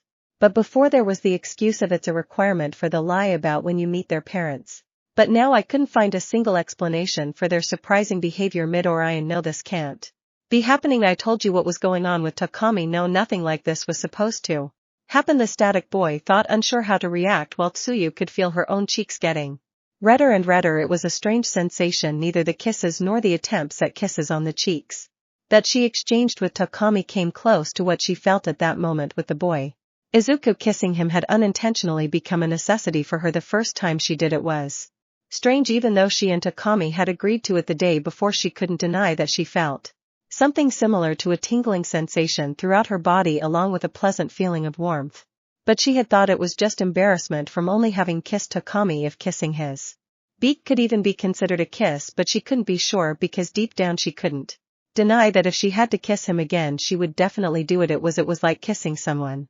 For the first time soon the heat on her face became too much, forcing her to pull away from the boy and hide her face with her hands as she turned away. The silence between them was what dominated the atmosphere, the girl nervous and somewhat embarrassed by her shameless behavior, and the boy. He felt that it was all a conspiracy of the universe once again orchestrated to mock him for trying to kick and stay on the surface of sanity in the middle of a sea of lies that constantly tried to drown him. Suyu, I forgive me Midoriya-kun, she said, still looking the boy in the eyes. Midoriya. Why, the boy said softly in a now hopeless tone. Suyu, I wanted to thank you for everything you've done for my family, and I didn't know any other way to do it. Midoriya, but what about Takami? And what I told you? Suyu then turned her gaze to where the boy was as she recalled that event. Suyu, I'll talk to him. I won't tell him you told me. Don't worry, get some rest Midoriya-kun, and thanks again for today Kira, she said as she stood on her tiptoes and gave him a tender kiss on the cheek. Watching the girl head inside the building leaving him alone outside, the boy raised his head to the sky and let out a heavy sigh, walking around the building until he was by the boy's rooms. The boy watched him for a few seconds and then, using one for all, jumped onto his bedroom balcony. Perhaps it was the desire not to see anyone, perhaps it was a slight release from everything she was going through, but even so it wasn't enough to make him feel better. As he opened the door to his room, the boy could clearly feel something blaming him from the darkest corners of the room. Liar, traitor, coward, wretch, that was all he could hear, almost like a whisper coming from the walls. A few seconds passed like this, and when he was tired he looked in his pocket for the bottle of pills, and without thinking much he took two and went to bed. But even in her dreams, and with the faint sound of raindrops beginning to fall outside, she couldn't stop hearing the intrusive murmurs in her head. Elsewhere, Najer was still in that bar drinking what would be her 8th glass of drink, showing that she already had a slight blush on her cheeks because of the drinks she had ingested during that time. Najer, you know what the worst part is? Hiccup. That even now I can see her face. Do you know how terrible it is to be able to hurt someone you love? Hiccup. And see her everywhere, the drunk girl said. Her face. Hiccup. Her pretty face. She ran her hand through her hair and squeezed it a little. Bartender, okay girl, I think you've had enough already. Najer, I haven't drunk enough, she said, about to take the bottle and refill her glass. But she was stopped when a rock-like man grabbed the bottle before she could. Man, I think you should leave, girl, he said with an irritated tone in his voice. Najer wasn't very calm, and the man's attitude wasn't helping either, which made her get up from her seat somewhat annoyed. Najer, excuse me, but how many more of you will make me do it? Bartender, hey, you can't hit a girl, you know that, he said, hoping to calm the man on the other side of the bar, but he, far from appearing frustrated, only let out a small laugh. Man, I know, that's why I brought her here. Before the blue-haired girl noticed, she was punched in the face, making her stagger, only able to see a fist of what appeared to be made of concrete when he finally managed to put his weight on one foot and avoid touching the ground. He tried to return the blow, but it was dodged, receiving a second blow to the stomach followed by a knee to the face and a punch, forcing her to go straight to the ground. Man, I hope that makes it clear, girl, that what I say in my bar are orders. Get her out of here, he said, the last part being an order to the woman who had given her such a beating. She felt herself being grabbed by the ankle and dragged out the back door, only to be lifted up and thrown into the alley, victim of the rain that was beginning to cover the city. And yet I felt I deserved more than just that. He did not feel that the world or the universe had exacted even a small price for the sin, for the crime he had committed against the boy. After getting back up in pain, the girl started walking back to UA, having nowhere else to go.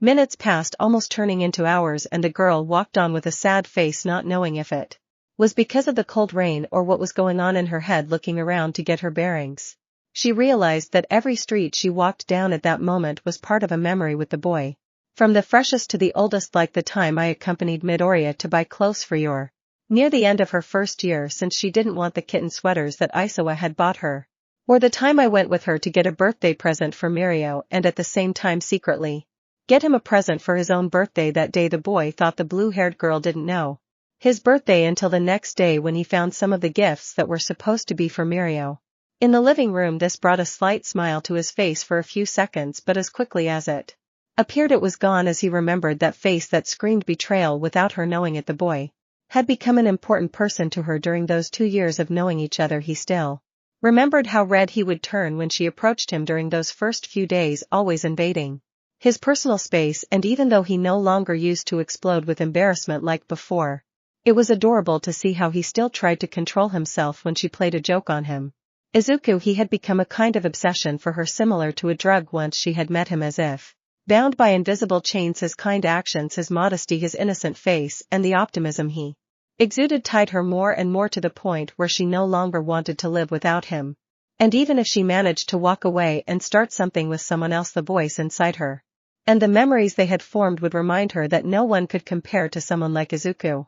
Finally, a single tear traced a path down her face, blending in with the raindrops falling upon her. She felt her heart clench in her chest as more and more tears streamed down her face, running until they fell to the ground, starting to float. The girl headed towards you, and not caring if she couldn't use her quirk outside of the heroic realm in public, she no longer felt she could consider herself a worthy student to heroine. After that Wednesday, Nedger's room, the blue-haired woman was waking up on her bed's mattress with a sharp pain in her head from the drinks she had consumed last night. She stared at the ceiling as she closed her eyes because of the brightness of the sun shining through her window. Knock, knock, knock. I listen, as he put his head between the sheets.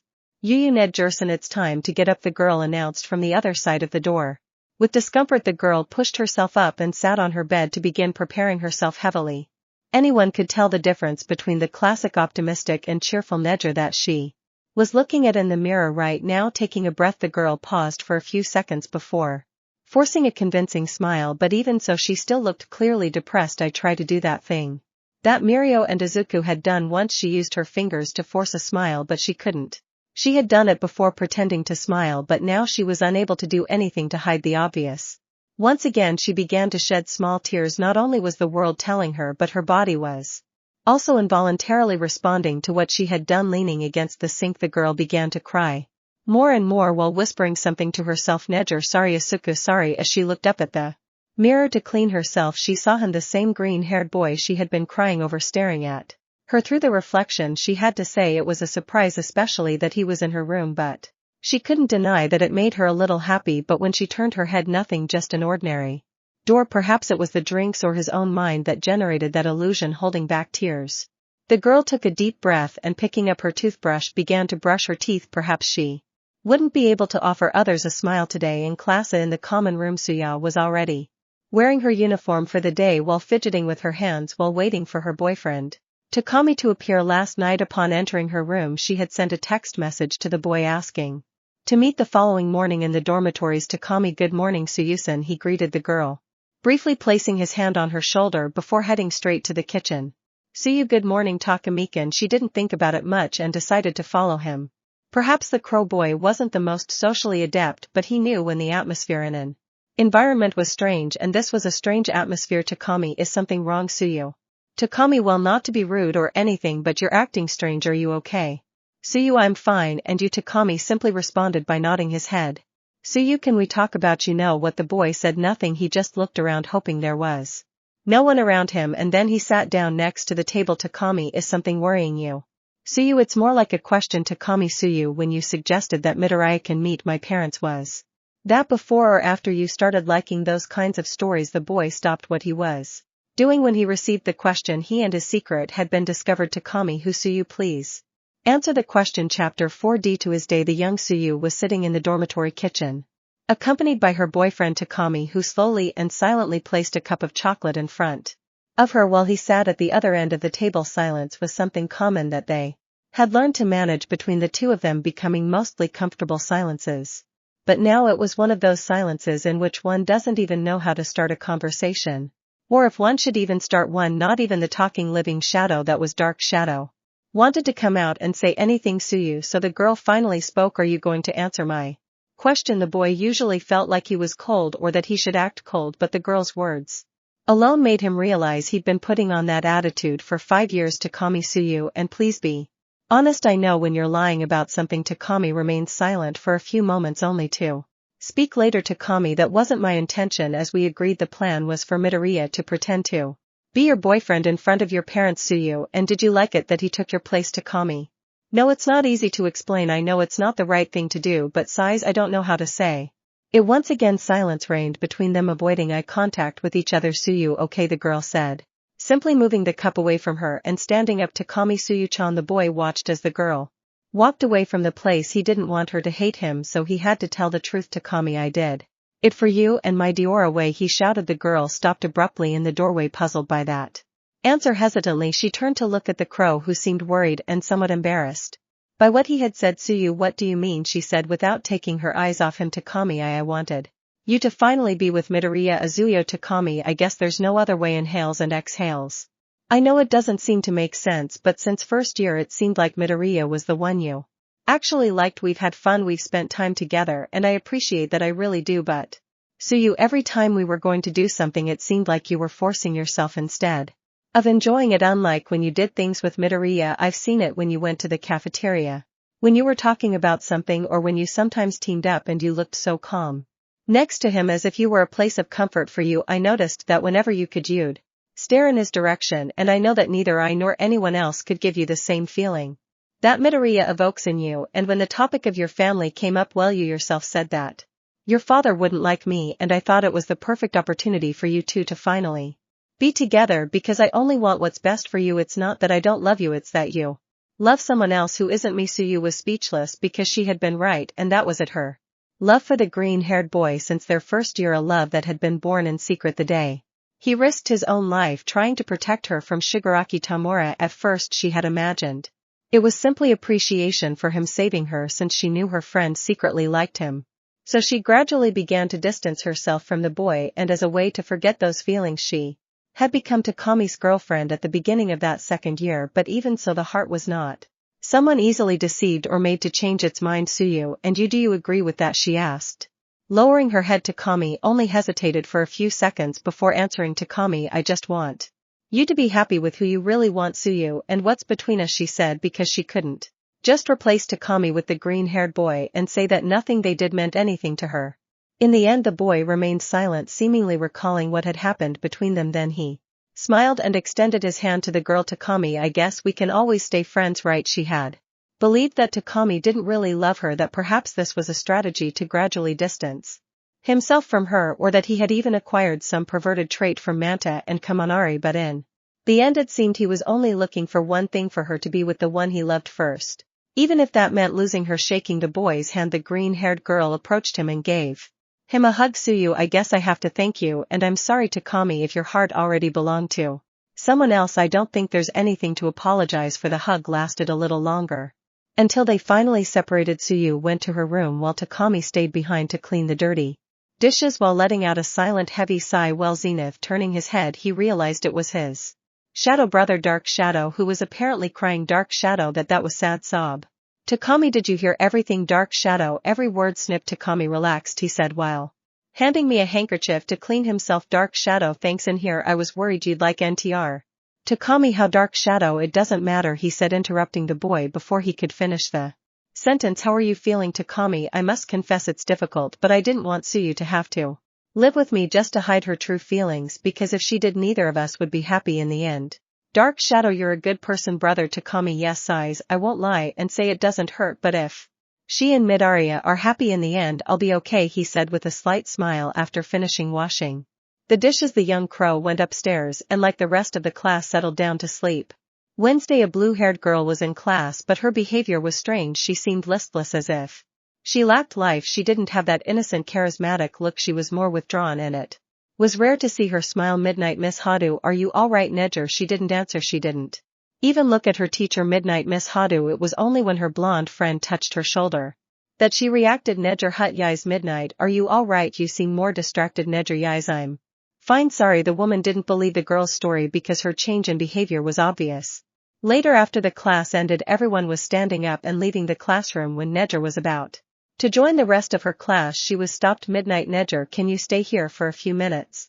The girl was going to politely refuse, but the words that came out of her sensei's mouth next stopped her in her tracks. Midnight, has something happened? Nejer and annoyed, do you ask? Midnight, well, you have a bruise on the side of your face that you've been trying to hide with your hair.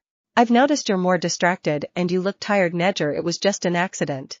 Midnight, well, considering your knuckles aren't red, you have bumps on your head and you're tired, I'd say you weren't at 100%. The girl was nervous. Was her state that obvious? Nejer, I don't mean to be rude, but I'd rather not talk about this. Midnight couldn't leave the girl like that. This Time it was a fight, he didn't hear any alarms or anything at UA, so it was obvious it happened outside of school, but if she was in that state and couldn't even throw a punch, he didn't want to. Imagine what it would be like next time. Midnight, wait here Nedger, is something wrong? Midnight, no. You're not in trouble, I'll just bring someone. The woman knew that the girl could be extremely cheerful, but also that she could keep her worries deep in her heart in order to keep the rest of her class smiling. Unfortunately, Hunt Dog had decided to take his vacation, so the best psychologist UA could afford wasn't available, but luckily for him she knew the person who was most intrusive regarding the emotional state of people and who could help her in class. The green-haired boy was punching a large cement structure during Cemento's physical education class, and the boy's performance, it was strange. Everyone had seen him switch from punches to kicks a long time ago, and now no one understood why he was hitting the cement tower with his hands. Some just ignored it or wanted to witness how in a moment of carelessness his fist would get crushed. Aizawa, what do you think? The man said, arriving next to his fellow tutor. Cement, your students are exceptional with their gifts. Aizawa wasn't stupid, because even with a serious and expressionless look like Cementos' he could detect that it wasn't the only thing he had to say. Cementos, however, I've noticed that some of your guys harbor resentment towards others. Aizawa, who? Cementos, those two, for example, he said, pointing to a certain redhead and a pink-skinned woman. Every time they're about to be hit by the cement, the other one saw it before, but they do nothing to help each other. Aizawa, that's strange. I understood that the two of them were dating. Well, Cementos, they're not the only ones looking elsewhere. Where a blonde boy was fighting that kid, every chance he gets he makes a stupid face at that girl, and she Everyone turned their gaze to the source of the scream, seeing the blonde man writhing on the ground while clutching his arm. Kyoka, I told you not to bother Kaminari. Aizawa, he does that size. Good, thanks for telling me. Knock knock. The doorbell rang at the gym entrance, only to see the 18 heroine peek out. Midnight, hello Shota. Cementos, sorry to interrupt. Aizawa, is something wrong? Midnight, it's nothing. Is Midoriya Izuku here with you? Aizawa, where else would I be? Midnight, I need you to lend it to me for a few minutes. Aizawa sighs, fine, but don't do anything. The boy doesn't seem to be doing so well. Midnight, really, he said, turning his gaze to the boy who kept hitting the same spot on the concrete over and over again. His attitude was noticeably different now. He wasn't murmuring or analyzing his other friends as I had usually seen him do. It seemed more like a kind of venting. Midnight, could it be that? Oh, the woman thought, believing it was some kind of drama like the ones she loved to watch in her free time, about some impossible love or a secret relationship. So can I borrow it? Aizawa sighs, no more than 30 minutes. Midoriya, the boy kept hitting and hitting the concrete until he felt his knuckles burning and his hands hurting excessively. Aizawa, Midoriya.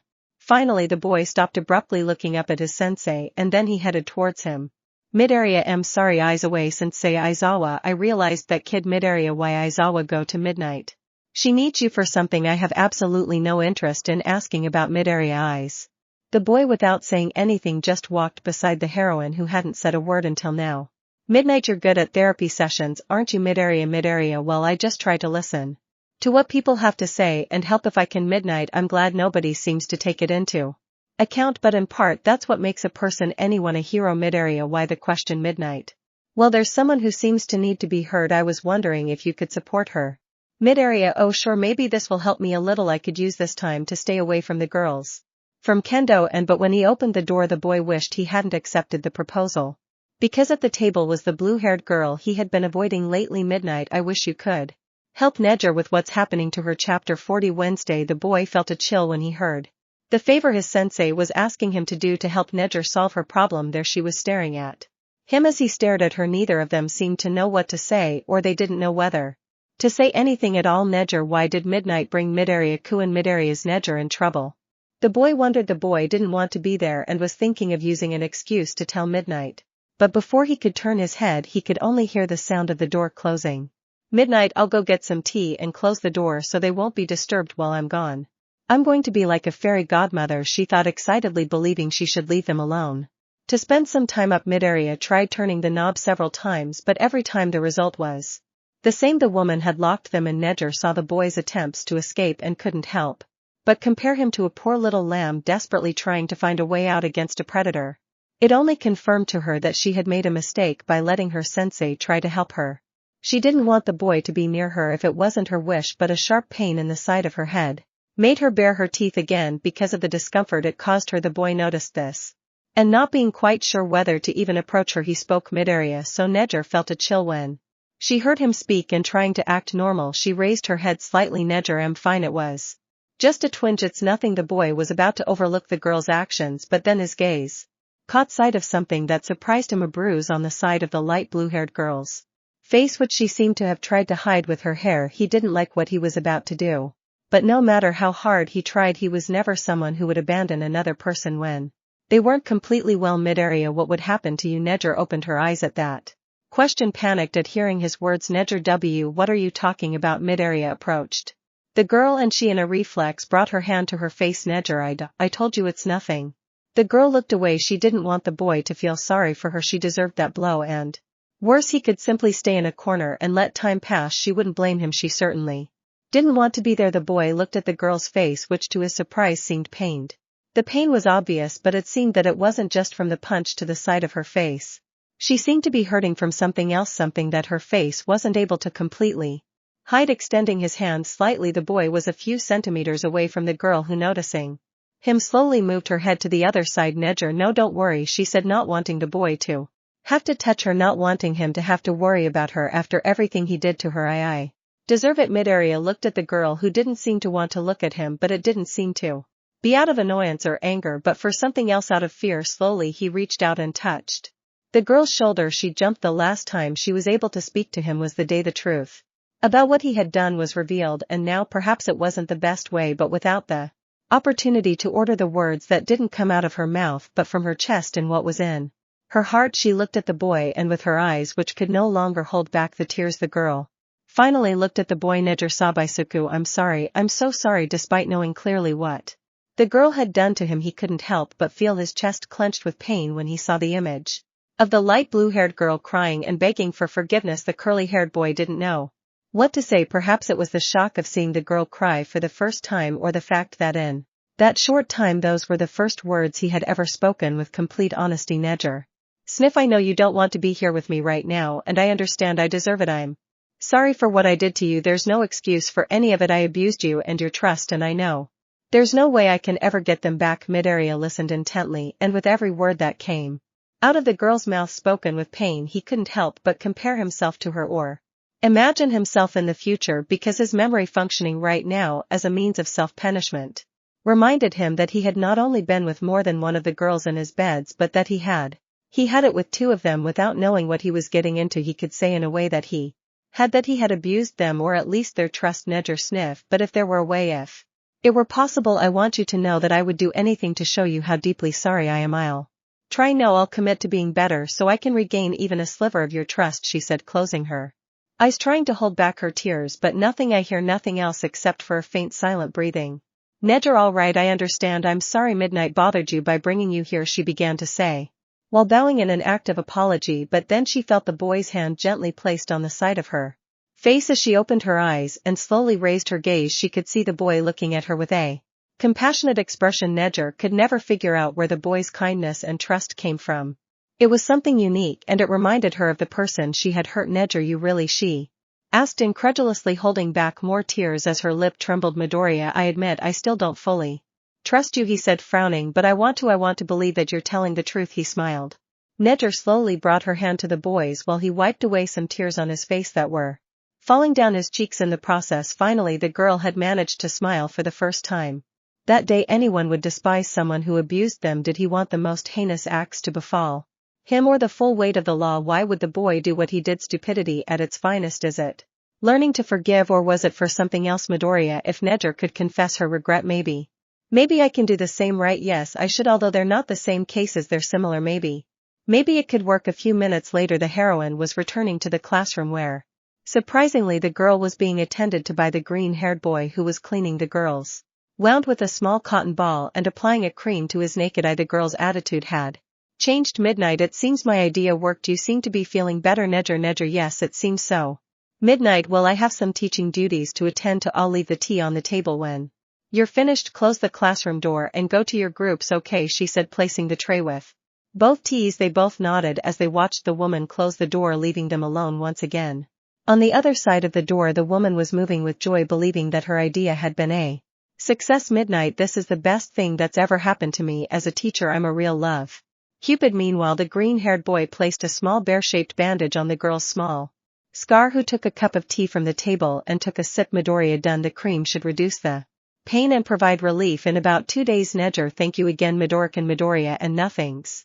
Watashi ga kita. The boy's phone rang. When he looked at it, it seemed to tell him the time, so he put his hand in his pocket to take out a strange bottle which the girl saw him remove the lid from and swallow a pill from. Nejer, are you sick? Midoriya and a no, well yes, but it's just complicated.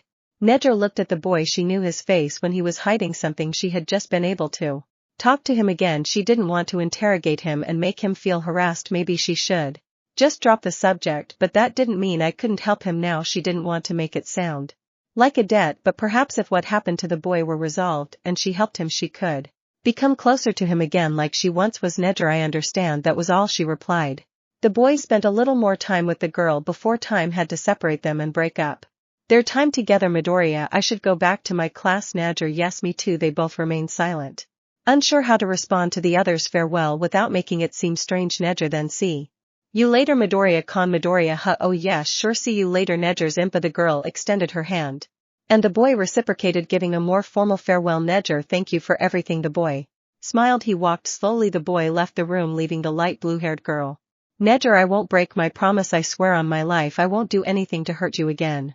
The girl, now with a determined face and her spirits revived, finished drinking her cup of tea and headed back to her class in the same manner. On the way, the boy was trying to remember which classroom the rest of his class should be in right now when, as he turned a corner, a voice called out to him happily, Satsuna. Hey Midoriya, she shouted, sitting with green hair. Looking around to see where he was being called from, the boy noticed the girl accompanied by an orange-haired woman who, upon seeing him, seemed to want to escape as soon as possible. Midoriya, oh hello. Takagi-san, what's up? He asked, surprised by her call. Satsuna, oh nothing. This girl wanted to tell you something, she said, lightly hitting her friend's arms. The moment she said this, the redhead, who hadn't said a word, seemed to become even more agitated. Midoriya, oh sure, is something wrong? Kendo, I just wanted to know if you don't mind. That the girl stammered, trying to stay calm, but with her nerves on edge. Satsuna Saiso, don't you want to go out with me this afternoon? She said, holding her friend's cheeks and speaking on her behalf. Kendo Tio Kaji-san, she cried out in anguish as her face turned red along with the boy's. Satsuna, well, I'll leave you two love birds to arrange your date, she said mockingly as she detached parts of her body and flew away at high speed, leaving both young men embarrassed. In the middle of the hallway, silence soon fell, with the boy watching as the mother from class B seemed to take a deep breath to regain her composure. Kendo, I'm sorry about that, she said, crouching down. Midoriya looped Kendo/Midoriya, so both quickly turned slightly red at the doubled out, looking away. Midoriya and quickly catching Kendo's attention with a curious glint in her eyes. Midoriya, where would you like to go this afternoon? Chapter 42. Wednesday. Izuku was in the shower building trying to schedule where he and Kendo could go on their date, or rather he tried to fill his mind with other kinds of thoughts, because every time he remained silent where the water coming out of the shower was the only sound present, something haunted him. While she was cleaning her hair, something seemed to speak into her ear. Liar. The boy barely heard this, moved his head and opened his eyes to try to see someone, but he was the only person in the showers at that hour. Midoriya, he finished quickly, and I'm leaving. The boy did this, but the little voices in his head didn't just stay in the showers, they haunted him in his room, in the hallways, everywhere. These symptoms increased when the desperate boy went and took the bottle of pills, but they stopped once he swallowed them. They were a small bomb for him. He sighed as he finished drinking water, and after leaning against the sink in his bathroom for a few seconds, the boy raised his head only to see himself in the mirror, and at the same time no, because in the reflection he could see himself holding a gaze that denoted annoyance, weariness, shame and disgust. The boy only sighed and, slowly backing away, began to close the door and turn off the light, but one last reproach managed to be heard. Coward. The boy just stared at the floor and closed the door to go to his closet to select clothes. He knew the importance of the image represented in clothing, but he never gave it so much weight when he realized that most of the clothes he owned had been worn to go out with each of the girls, from formal wear to the most casual. They all already had a weight on their heads, so much so that she couldn't choose something she had used with Achako, Momo, Kyoka, Mina, Toru, or Tsuyu to go out with Kendo. That's how, after searching through his things, he finally found something that wouldn't make him look ridiculous, but that wouldn't carry an emotional weight. Going down the stairs, the boy hurried away, even though he had about an hour and a half to get to his appointment, not because he thought he would be late, but because he didn't want anyone, especially the girls, to see him in building B. A nun was walking briskly down the building's corridor, seemingly having something important on her hands. Shishida, hey Shiozaki, did something happen? Ibara, sorry, I'm busy, she shouted as she walked away. The boy with the gift of beasts just stared at this in surprise while footsteps behind him made him turn around wanting an answer to such unusual behavior. Shishida, what's wrong? Bondo, no idea mate. They both heard small jumps and attempts to hurry behind them. When turning their heads they saw a certain short brunette trying to evade them without much success. Kamori. Excuse me, she asked hurriedly. Bondo, oh sure Shishida, come in. They both let the girl pass who as soon as she had a clear path began to run while carrying various objects in her hands. Bondo, brother, I really want to know what's going on here. Didn't you know? Said a voice approaching the boys who once again looked curiously at the source of the sound. Shishida, Monoma, can you tell us what's wrong with the girls? Bondo, yes, and why do they look so upset? Monoma, because our dear president feels something that starts with the letter A, he said smiling. Bondo, anemia. Monoma, no, he said in an annoyed tone. It's such a stupid answer. It starts with and ends with our. Shishida, double entendre. Monoma, no size. Our dear president is in love. Shishida / Bondo, oh love. Both boys opened their eyes, still remembering how their president had suffered heartbreak just a few weeks prior because of Ajiro. The depressing memory of seeing her lock herself in that room alone that afternoon was still fresh in their minds. Bondo, well that explains why they're in such a hurry today. Shishida, do you know who she's going out with? Monoma, well who else? That plain-looking kid Midoriya from class A. Both the beastly boy and the glue boy had a distrustful attitude, but upon hearing that it was the freckled boy both changed their expression to a calmer one. Shishida, well he is better than Ajiro. Bondo, I've seen him on several occasions, he's a good guy. Finally the bedroom door opened. Everyone looked curiously at the girl's appearance. And Kendo, do you think I look ridiculous? She said, hoping she wouldn't look so strange. On several occasions the members of Class B had said that Kendo was the son of their class who illuminated them with either his beauty or his intellect and leadership, but they never imagined that it could look like a real son. Her orange hair, her white skin, and now she's wearing a yellow dress. They didn't understand how she could ask if she looked ridiculous. None of the boys said anything, they simply raised their hands and responded with a thumbs up. Kamori, you look beautiful. Kendo-san, the girl shouted excitedly. Kendo, do you really believe that? And the girls nodded. Kendo sighs, okay, I'm ready, she replied with a smile and a blush slightly adorning her cheeks. Soon everyone just watched as if the president were saying goodbye to them at the building's door while everyone waved goodbye with a smile. Ibara, do you think I'll be okay? Satsuna, of course I've seen Midoriya, the boy isn't capable of killing a fly, much less hurting someone else. Where the green-haired boy was at the train station, the place where his river of misfortune had begun, or well, I wouldn't say it as a misfortune, no, just it was the place where things started to go from bad to worse. How many of the girls had been with him at that train station? Yuraka Kaoka Mina Suyuna Jair, damn, he couldn't even remember clearly anymore. But there he was once again waiting for a different girl with a bouquet of flowers in his hand.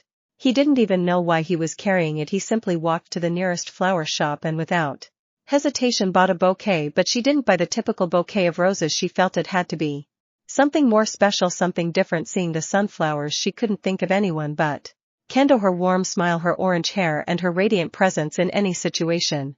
Midoriya, breathe. Izuku just breathes, he said to himself as he looked at how some workers, students from different schools, and the odd pedestrian at the station were looking at him.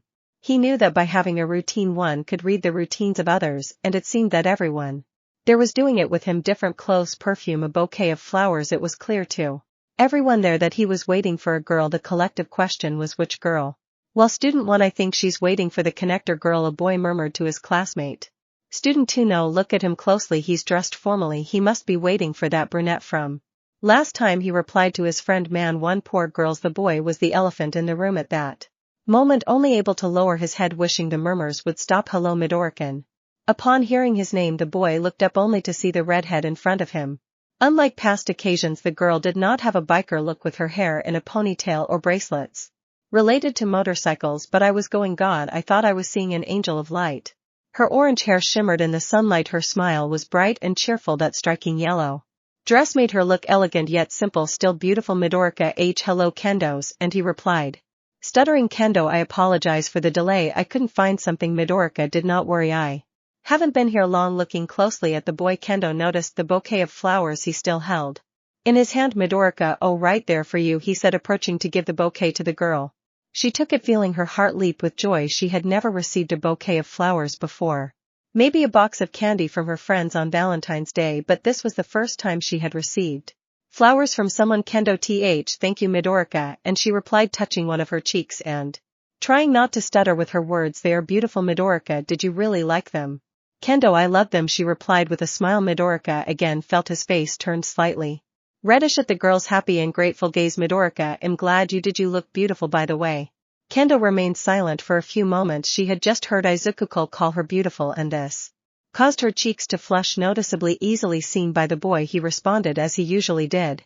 Making things worse, Midorica, I mean IITs, not that you only look beautiful this time, you look beautiful all the time. IITs, just that. And in response to that other compliment, the girl only reacted by hiding her face with the bouquet, trying to conceal her now completely red face. Meanwhile, she received more and more compliments from the boy, who tried to soften his words, only making the situation worse. Soon the shame was so great for both of them that they simply remained silent. Minutes passed until the train arrived at the station. Upon entering, they both remained silent, unsure how. Kendo, I really appreciate everything you said about me, he said, looking in another direction. Even if it wasn't intentional. Midorica, I apologize for that, he said sheepishly. Kendo, Yuke, that's kind of like you, and actually it's kind of cute too, he admitted, smiling at the bowl. He could only feel his heart gradually begin to beat stronger, eventually feeling a slight warmth. Meanwhile, Kendo laughed sweetly at the boy's reaction. Midorica, where are we going now? By the way, Kendo, well, since you and I already went to a place I wanted to go, I thought maybe we could go and do something you like. Midorica opened his eyes slightly. Doing something he enjoyed? That really sounded nice to him, but what could they do to pass the time? Workout? No, neither he nor Kendo had brought a change of clothes, and besides, a gym date would be weird. Go to a hero convention.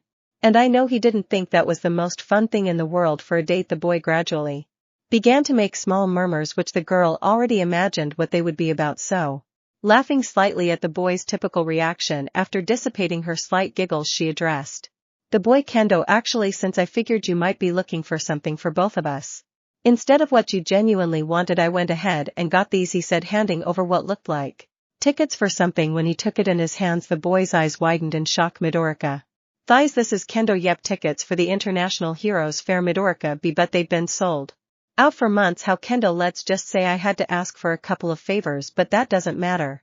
Yesterday Kendo was in Director Nisa's office helping the man fill out a mountain of paperwork, separating old and new documents and listening to the man and his strange anecdotes. Nisa, then the criminal lay on the ground after that blow Cementos gave him. I admit that for a moment I thought he would kidnap me like I was a stuffed animal. He Kendo, he haze coughs. Excuse me, Director Nisu, are there any more papers I need to finish labeling? Nisa, there are still 3 batteries missing. Then I can give you the tickets you asked for. I admit I found it curious that you would request such a favor, having the title of president of Class B. I expected it to be something for your class. Kendo, don't they say that one should help everyone but not forget about oneself?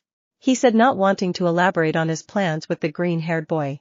Nisu, and you're right, we should help the world, but we should also take a little break and be somewhat selfish, but not too much. Well, I'm going to the teacher's lounge for a meeting. Let me know when I'm finished and I'll personally deliver the tickets. See you later, the rat said, waving his paw in the air as he left. Today the couple was walking through the tourist area where they would steal each other away without realizing the glances of the other couples who saw them, wondering how long they'd been dating, since both were beaming and exchanging thoughtful gifts. Some even envied these displays of affection. Neither of them noticed, lost as they were in their own little world. Kendo, we're here, he announced, standing in front of the large building.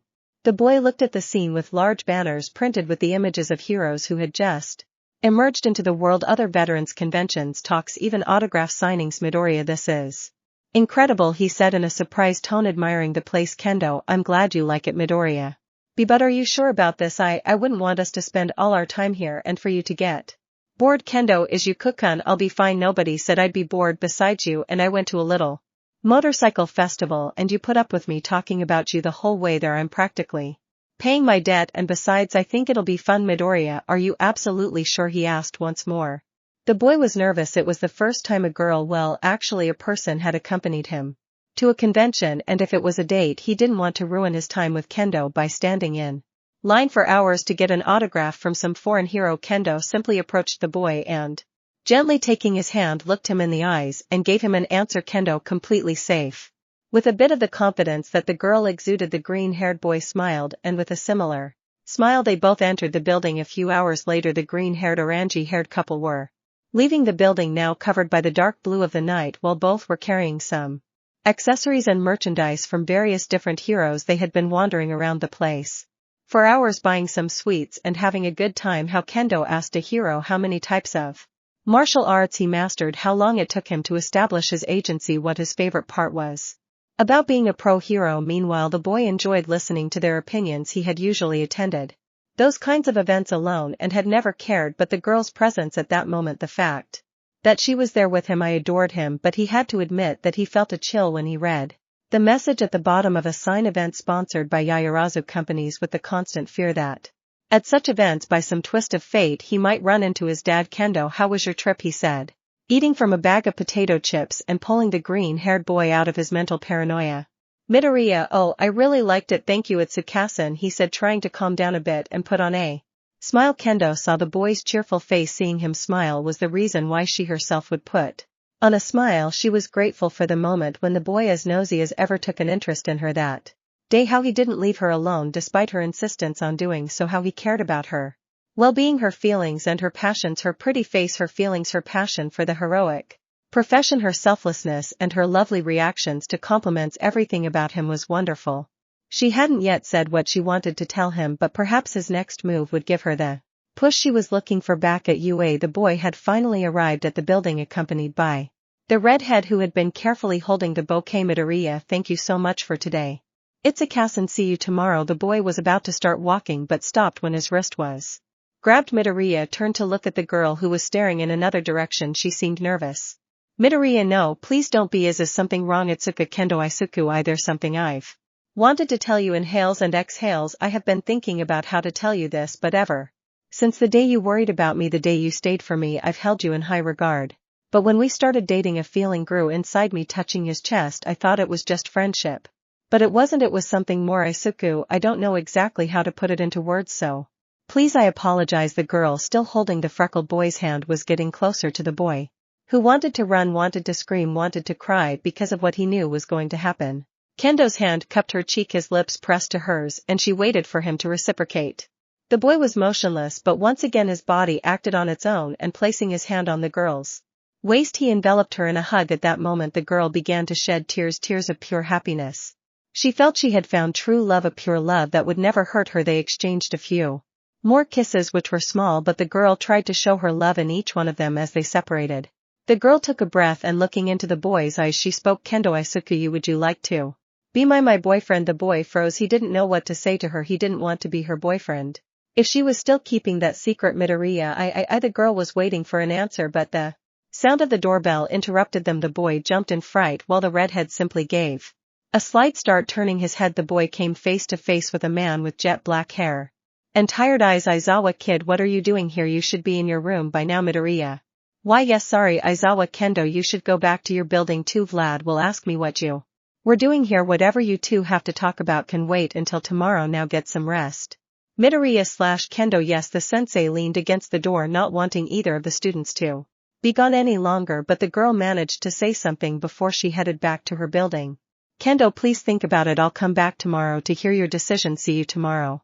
The boy then just watched the girl walk away while his sensei kept a fixed gaze on him. Aizawa, come on, troublemaker, you need to rest now. Being escorted, the boy entered his room to sleep, or so the hero thought, but now more than ever the boy had to find an answer to his situation. Now, before he could say yes to the girl, going once more to his nightstand, he took a pill and headed to his whiteboard. Midoriya, I must solve this problem now, he shouted to himself, needing to find an answer. That very night, chapter 43, Thursday, the green-haired boy was in his room analyzing his whiteboard over and over again, but unlike previous occasions, this time he was writing and erasing its contents with great fury, trying to come up with a plan to end all of that once and for all. Midoriya, I could gather them all and know that would make them hate each other. Text messages, no, that's pathetic, like you idiot, he whispered to himself, repeatedly hitting in despair, and it was no wonder he'd spent the entire night like that, trying to find a way to fix all the problems in his mess. The energy drinks he'd consumed to avoid wasting time were clear evidence of this, but every time he was close to finding something, a sea of chaotic theories made him reconsider his plan, forcing him to start all over again, not to mention the little voices that only fueled his fears, whispering like vipers in her ear the belief that if she'd had a good day yesterday, it meant that later would be worse. In Momo's rooms, in the class, a president's room, The raven-haired girl was creating her 30th outfit of the day. She didn't feel the clothes in her closet were suitable. They weren't good enough for what she had planned because she needed special clothes for a special day. But why would it be special? Well, because that day she would make what she was sure would be the best decision of her life, confess her eternal love to the green-haired boy and propose that they be a couple in Achako's room. On the other hand, the young brunette who loved Maki was trying out different styles with the few outfits she had in her room because she wanted to look good for what she had planned to do, and that was it, going to the green-haired boy's room, knocking on his door without losing her head, and determined going and asking the curly-haired boy who always had a special place in her heart if he would accept being her boyfriend in Mana's room. The pink-skinned girl was carefully examining her makeup bag, trying to decide whether to use lipstick or just lip balm, whether to wear makeup or not, or whether to fix her eyelashes or not. Since she wanted to look pretty, after much deliberation she had decided whether or not to confess her feelings to the green-haired boy who had stolen her heart, and the answer to each question had been a resounding yes. The girl felt her face reddened with embarrassment, imagining what she was going to do in the next few minutes. In Kyoka's room, the girl was arranging her hair over and over again, analyzing the most feminine clothes she owned in her closet, because what she wanted to ask the green-haired boy that afternoon was about most important. She was going to go to that silly, adorable green-haired boy's room, knock on his door and tell him how much she loved him, and ask if he would do her the honor of letting her be his girlfriend and him be her boyfriend in Toru's room.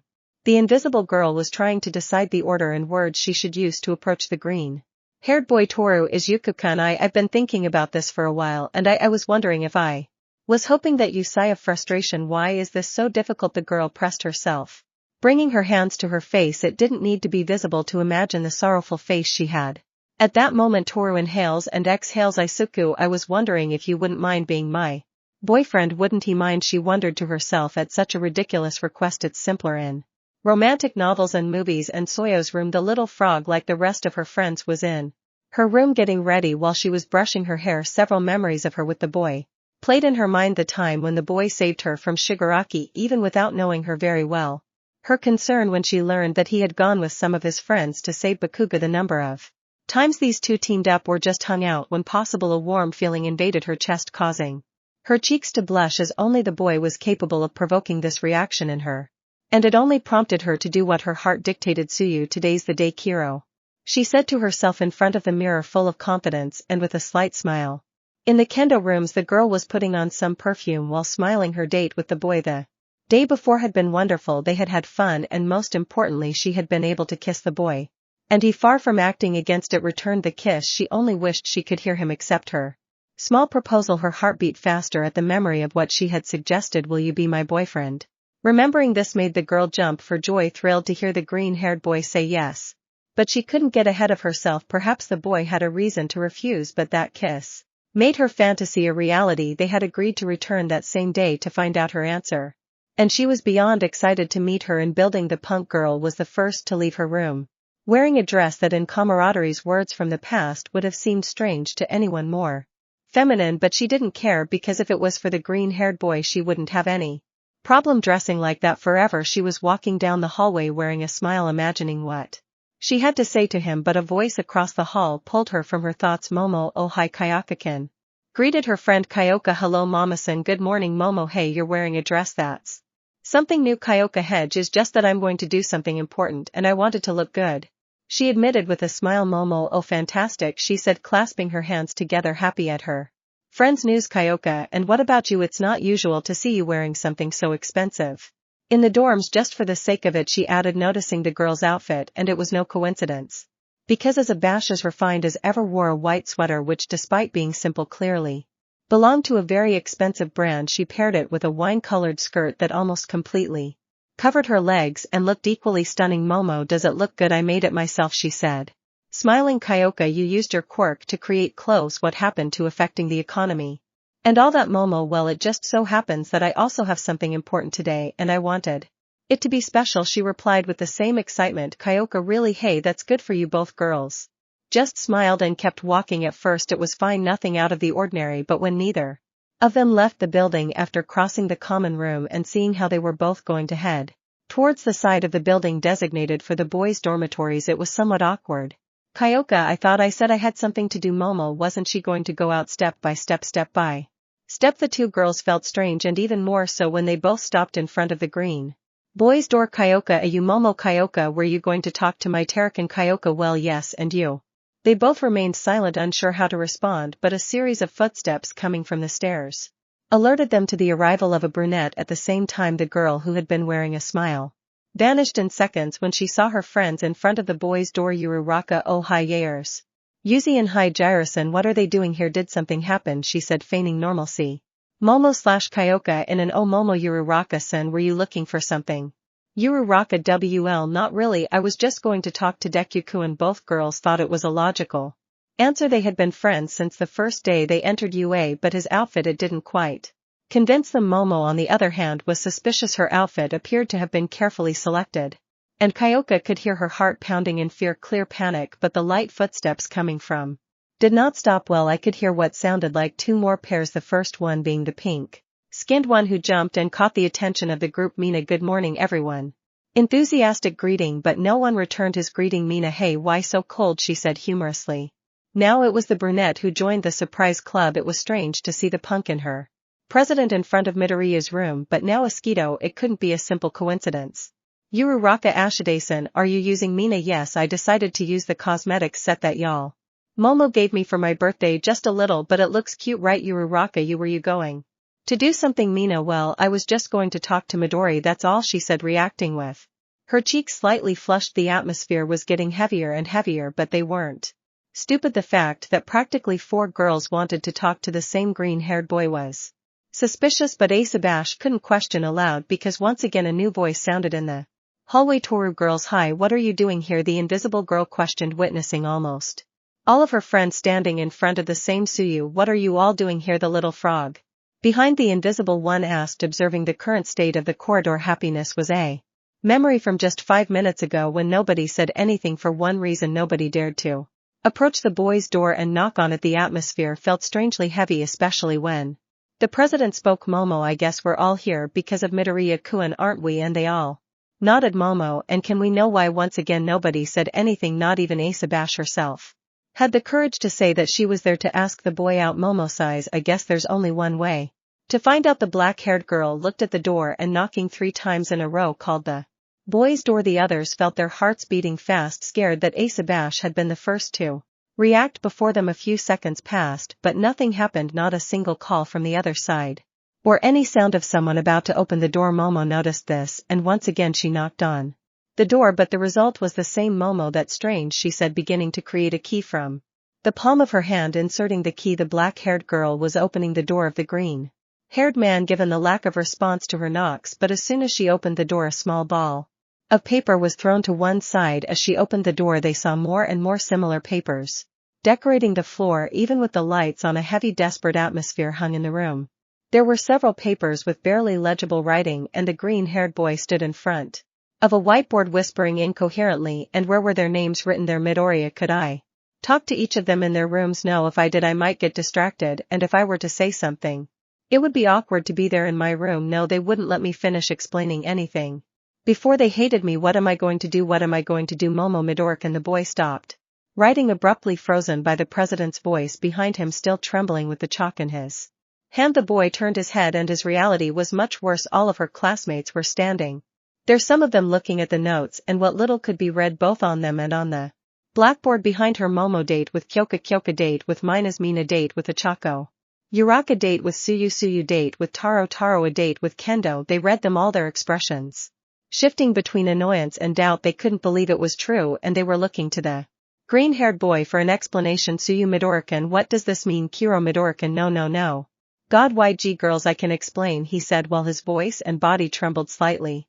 Hearing those words, the coincidence that they were also dressed up and looking for the green-haired boy, and the irrefutable evidence all around them, for all of them it was obvious what was happening.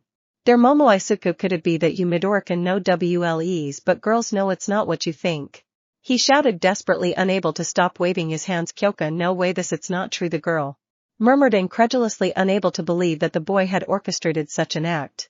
Mina, Ajay gave you mice. Kyoka said nothing, but clearly hearing her murmurs and her heart beating differently, painfully and slowly, made it clear to her that she had experienced something similar to what she had with the boy. Meanwhile, another one of them was feeling her heart shatter into a 1,000 pieces it was happening to her again, the same thing she wished would never happen again. Was occurring, she had just been deceived once again, the sweet boy who cared for her, who she believed was her support system, and the last person she thought would betray her like that, after she had given him her complete trust and heart, had just shattered it into 1,000 pieces. Like a piece of porcelain cup being reassembled and falling to the floor once again, the girl couldn't hold it in, and trembling she began to cry upon hearing the first lament. Both Mina and Kyoka shed a single tear, for they had not only given their hearts to the same boy but also their first time, and discovering this was torture for them. With every tear he saw, with every look of disappointment and sadness he received, added to the panic, fear and desperation of wanting to explain everything, but without a single damn word in his mouth, that made his heart twist in his chest. Midoriya, gee girls, I don't, please, I know it looks bad, and it is, the boy tried to say, but he couldn't find the calm to organize his words. Momo, you tricked us, and like a stab wound the girl's words pierced the boy's desperate and frightened heart, which felt as if it stopped for a few milliseconds. Uraraka, why, the brunette asked, still not believing what she had just discovered about her friend. And against Kyoka/Mina did you use us? They both said, their voices breaking, and with each thrust. Taro, tell me, did this amuse you? He managed to say, while with a slight change in the light the boy was able to observe the girl's face, tears streaming down her face, and he could see the clear pain in her eyes. The boy felt like he wanted to cry as he slowly backed away to his nightstand. Suyu, do you have something to say? The little frog asked, with tears welling in her eyes at the thought that perhaps it was all just part of a sinister game for the boy. Desperate, the green-haired boy turned around. They thought it was because of guilt, and he was trying not to look at them. But he was just desperately looking for his bottle of pills. The boy didn't even know how many pills had fallen into his hand when he opened the bottle, simply swallowing them and then seeing the girls, who were looking at him with a mixture of annoyance, disappointment and sadness, and above all with a broken heart. It wasn't long before the green-haired boy placed his hand on his chest, after feeling his heart twist more and more intensely, until finally he felt nothing more. His vision gradually blurred. He had stopped perceiving sound, only hearing a buzzing noise, and he felt everything slowing down. With a few seconds he was still conscious. He turned his gaze to the group of girls, and with a broken voice and tears in his eyes from the overwhelming pressure, he could only say one thing, Midoriya, I'm so sorry. His legs stopped responding to him, and little by little he watched as he went from looking at the girls to staring at the ground. Midoriya, is this how it's all going to end for me? Is this what it feels like to die? Will I go out in the worst possible way, not fighting all for one, or Shigaraki, but having broken the girls' hearts? Izuku, Midoriya, you're the boy said to himself in the few milliseconds as he fell to the ground, remembering everything he had experienced up to that moment, reviewing his last few weeks, the happy moments he spent with each of them, how they smiled thanks to him and because of him, how they shared their families with him, and how they had welcomed him with open arms. A sharp, abrupt and surprising jolt startled the girls, who were not expecting such a reaction. Some believed it must have been an act of pure karma for the boy. After that deception they were ready to leave, but a faint sound behind them made them turn around, only to see the boy begin to have small spasms on the floor, which dissipated all their spontaneous hatred. The first to react was Momo, who was practically standing in front of the boy when she managed to turn him around. The raven-haired girl and the rest of the women were shocked to see that the boy's eyes were now rolled back completely white, as if he were trying to catch his breath. His hands and legs were trembling violently until finally nothing. Just as he had begun to react, he spontaneously stopped. The scene was terrifying for everyone present. Approaching the green-haired boy, the punk simply rested her connectors on his chest, wanting to know his heart and respiratory rate, but the girl, who had previously looked surprised, began to cry as she looked at him again and desperately placed her hands on his chest, pressing repeatedly. Kyoka, no, no, no, no, come on, come on, come on, react. The others quickly understood what was happening. They could only stand there, unable to believe what was unfolding before their eyes.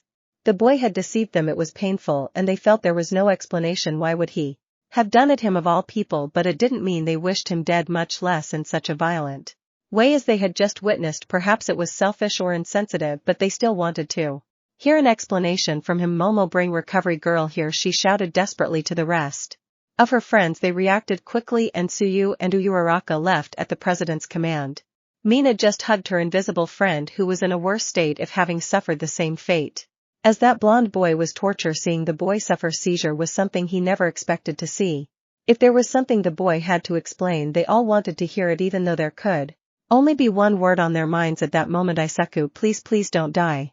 Chapter 44. Day opening his eyes, the green-haired boy tried to get used to the light as all he saw around him was white. His mouth felt dry and the only thing he could perceive with his ears was a buzzing sound which was gradually decreasing. It didn't take long for me to get used to it. Had he died when he finally got up? He realized he was only in the infirmary. This was both a relief and a disappointment. Midoriya, to worry many people's, a voice said, tired and somewhat annoyed. When he opened his eyes, the boy saw the same nurse who had cared for him countless times coming in through the front door. Midoriya, how long? Recovery girl, 3 weeks. The answer surprised the boy. He had been there several times but never for as long as this time. Recovery girl, you had to heal the traditional way. Your body was so exhausted that if I'd used my quirk on you, you would have died for good. I told you not to overuse the pills, but you did. The woman said, her voice gradually rising as she waved her cane in the air before calming down. Again Midoriya said nothing. He simply lay back down on the examination table and looked away. Midoriya, maybe that would have been better. The woman heard this clearly. She had heard Aizawa's comments and sarcastic remarks about wishing he were dead several times, but she had never heard a child wish for death with such honesty. Recovery girl, boy, why do you say that? Midoriya, remember my friend's dream. The woman remembered it clearly. It's not every day someone comes to visit her to tell her that several girls like him and out of desperation asks for stronger medication. Midoriya, well, they all found out what was happening and say I broke their hearts, he said with a melancholic voice, clearly remembering those faces that screamed pain and a betrayed heart. Knock knock. The woman approached the door to see who it was, only turning her head back to the room. Recovery girl, kid, I know this isn't the best time for you, but there's someone who wants to see you. The woman said. Midoriya, not now please, the boy pleaded, not wanting to know about the girls. Not yet. Don't you even want to see your old mother? The green-haired boy opened his eyes and turned his head toward the door, seeing that it was none other than the woman who had given birth to him and raised him, the first woman in his heart, his mother. With a small smile she tried to bring a little happiness to her beloved son, but if he was there it meant one thing, that she was worried about him once again.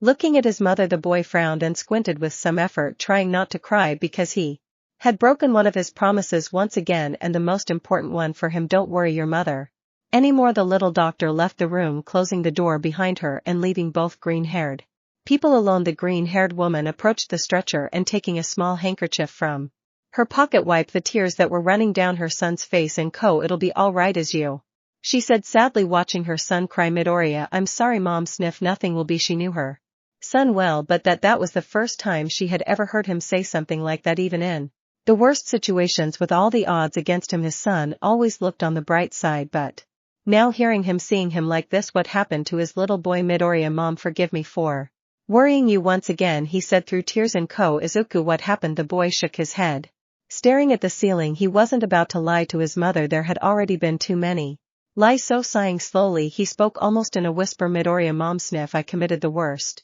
act I ever imagined doing. The woman said nothing, just listening to what her son had to say. Midoriya, I did things I'm not proud of, but even so I didn't refuse to participate in any of them.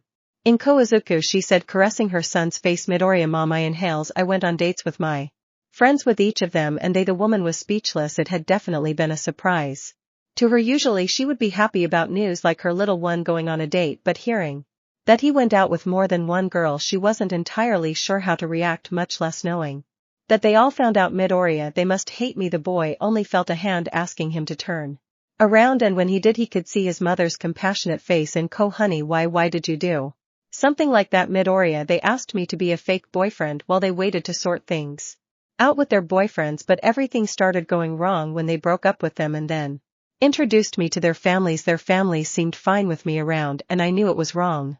But every time I went out with one of them, I was now truly surprised. It was one thing to go out with several girls, but to discover that they already had boyfriends, and to have been introduced to their parents and have them adore him. I didn't know exactly what to do. Midoriya, mom, I was aware of what I was doing, but even so I kept repeating the same thing. And honey, did you do it with bad intentions? Midoriya, no, I would never do anything to take advantage of them. I just wanted to help them. The woman now understood and was even comforted to some extent. It wasn't a hidden desire, a dark side she didn't know about her son, but rather his noble heart that got him into this mess. There were times when she blamed herself for giving the boy such a big heart, because every time he tried to help someone they always ended up hurt in one way or another, but this time she thought she saw him in his worst scenario. Midoriya, but the boy said, his gaze lost in thought. But Midoriya, at one point I think that I also fell in love with them, he admitted, his lip trembling as he accepted what he had tried so hard to hide, what he had tried so hard to Convince himself was a lie. The woman had dreamed countless times of the day her little boy would admit to being in love with someone, but she never imagined that the reason or the circumstances would be like that. They were both silent for a couple more minutes. The woman wanted to give her son advice, but what kind of advice can you give someone in such a situation, the woman thought. Until the infirmary door opened once more, revealing the little nurse again. Recovery girl, I don't mean to be intrusive, but I must inform you that visiting hours are over in Oh, of course, honey. I'll come back tomorrow, she said, kissing her son's forehead, wishing him a speedy recovery. Girl, and you should sleep a little more. Your condition looks better, but you will still be under observation in case any other doubts arise. Midoriya obeyed and without further ado closed his eyes, but the fear of what would happen next still lingered in class. Classes had continued as usual, but not without leaving everyone worried about the news from a few days ago where their green-haired friend had been taken to the emergency room by the girls for an apparent heart attack. The event was a surprise to everyone, although there were some who murmured about certain doubts. From their first year the boys had been warned about secretly staying on the opposite side, so for some it was curious why his friends were on his side and how they found out about their friend's condition, something none of them knew until later, but they didn't touch on the subject because it was extremely delicate and they didn't want to imagine what would have happened if the girls hadn't been there. And the girls, on the other hand, they weren't acting normally. Not a single one of them. They were easily distracted, displayed a colder attitude, and seemed downcast and even listless, almost to the point of not eating at lunchtime. None of them had struck up a conversation with any of their friends because something had changed that day and they weren't sure how to cope. Later that day a brunette was walking past the boys' dormitories, heading specifically to her green-haired friend's room. Despite what he did, he couldn't sleep seeing his friend almost die in his room in front of all of them. She missed seeing the boy in class, even if it was just a small glimpse. Seeing him out of the corner of her eye and giving him a little happiness. So right now his absence from class, it was as if something in her chest had been forcibly ripped out. Perhaps she would only be in his room for a while, just long enough to feel something from him, and then she would leave. Armed with her pillow and pajamas, the girl opened the door, but what she found inside was a surprise. Uraraka girls, and yes, all her friends were in the boys' room again, and just like her they were wearing pajamas and carrying a pillow. As they saw the light from the hallway invade part of the room, they were startled, only able to see their brunette friend once again. Silence reigned, but now in a different way for the Uraraka. I think it's best if I go, she said, starting to close the door. Momo, were you going to be here for a while? Uraraka stopped and just looked away while using her pillow to cover part of her face. Looking at her friend, she realized that she wasn't the only one who had thought that. Kyoka, to be honest, I think we all feel the same way here. After hesitating for a few seconds, the girl re-entered the room and this time locked the door, approached and laid down in a corner of the absent green-haired boy's bed. Not a word, only the faint chirping of crickets was what each and every one of them heard as they settled in the same bed as the boy. The scent of it still lingered throughout her room, offering a small comfort to each of those present who only remembered the good times before that fateful day. Hagakure, does anyone have any news about him? How is he? The girl asked, hugging a t-shirt, the same one she remembers the boy wearing the day he slept next to her. Momo, no, recovery girl just told me to leave it in her hands and she'd take care of it. I haven't heard anything since then, Momo replied, holding the clothes she had made for the boy. They all had a downcast look, staring into nothingness, remembering how happy the boy had made them feel, how special each day was for them, unable to stop remembering that ending over and over again. Toru, are the invisible ones said aloud. All the girls looked towards their friend, who is still holding that shirt tightly to her chest. Toru, I'm worried about Izuku. No one said anything else, but they all shared that same feeling. Without saying a word, the girls took the clothes, some end of the blankets, or even a pillow in their hands, anything that would help them remember the and his warm hand settled down to try to rest a little. Izuku, I miss you, I need you. It was the girl's last thought before trying to sleep, holding back the tears welling up in their eyes. The next day the green-haired boy woke up in the infirmary once again. The room was now dark, so he simply stayed put as there weren't many options for what he could do. He closed his eyes, trying to fall back asleep, but then the door opened. The boy thought it was recovery girl, so he didn't pay much attention.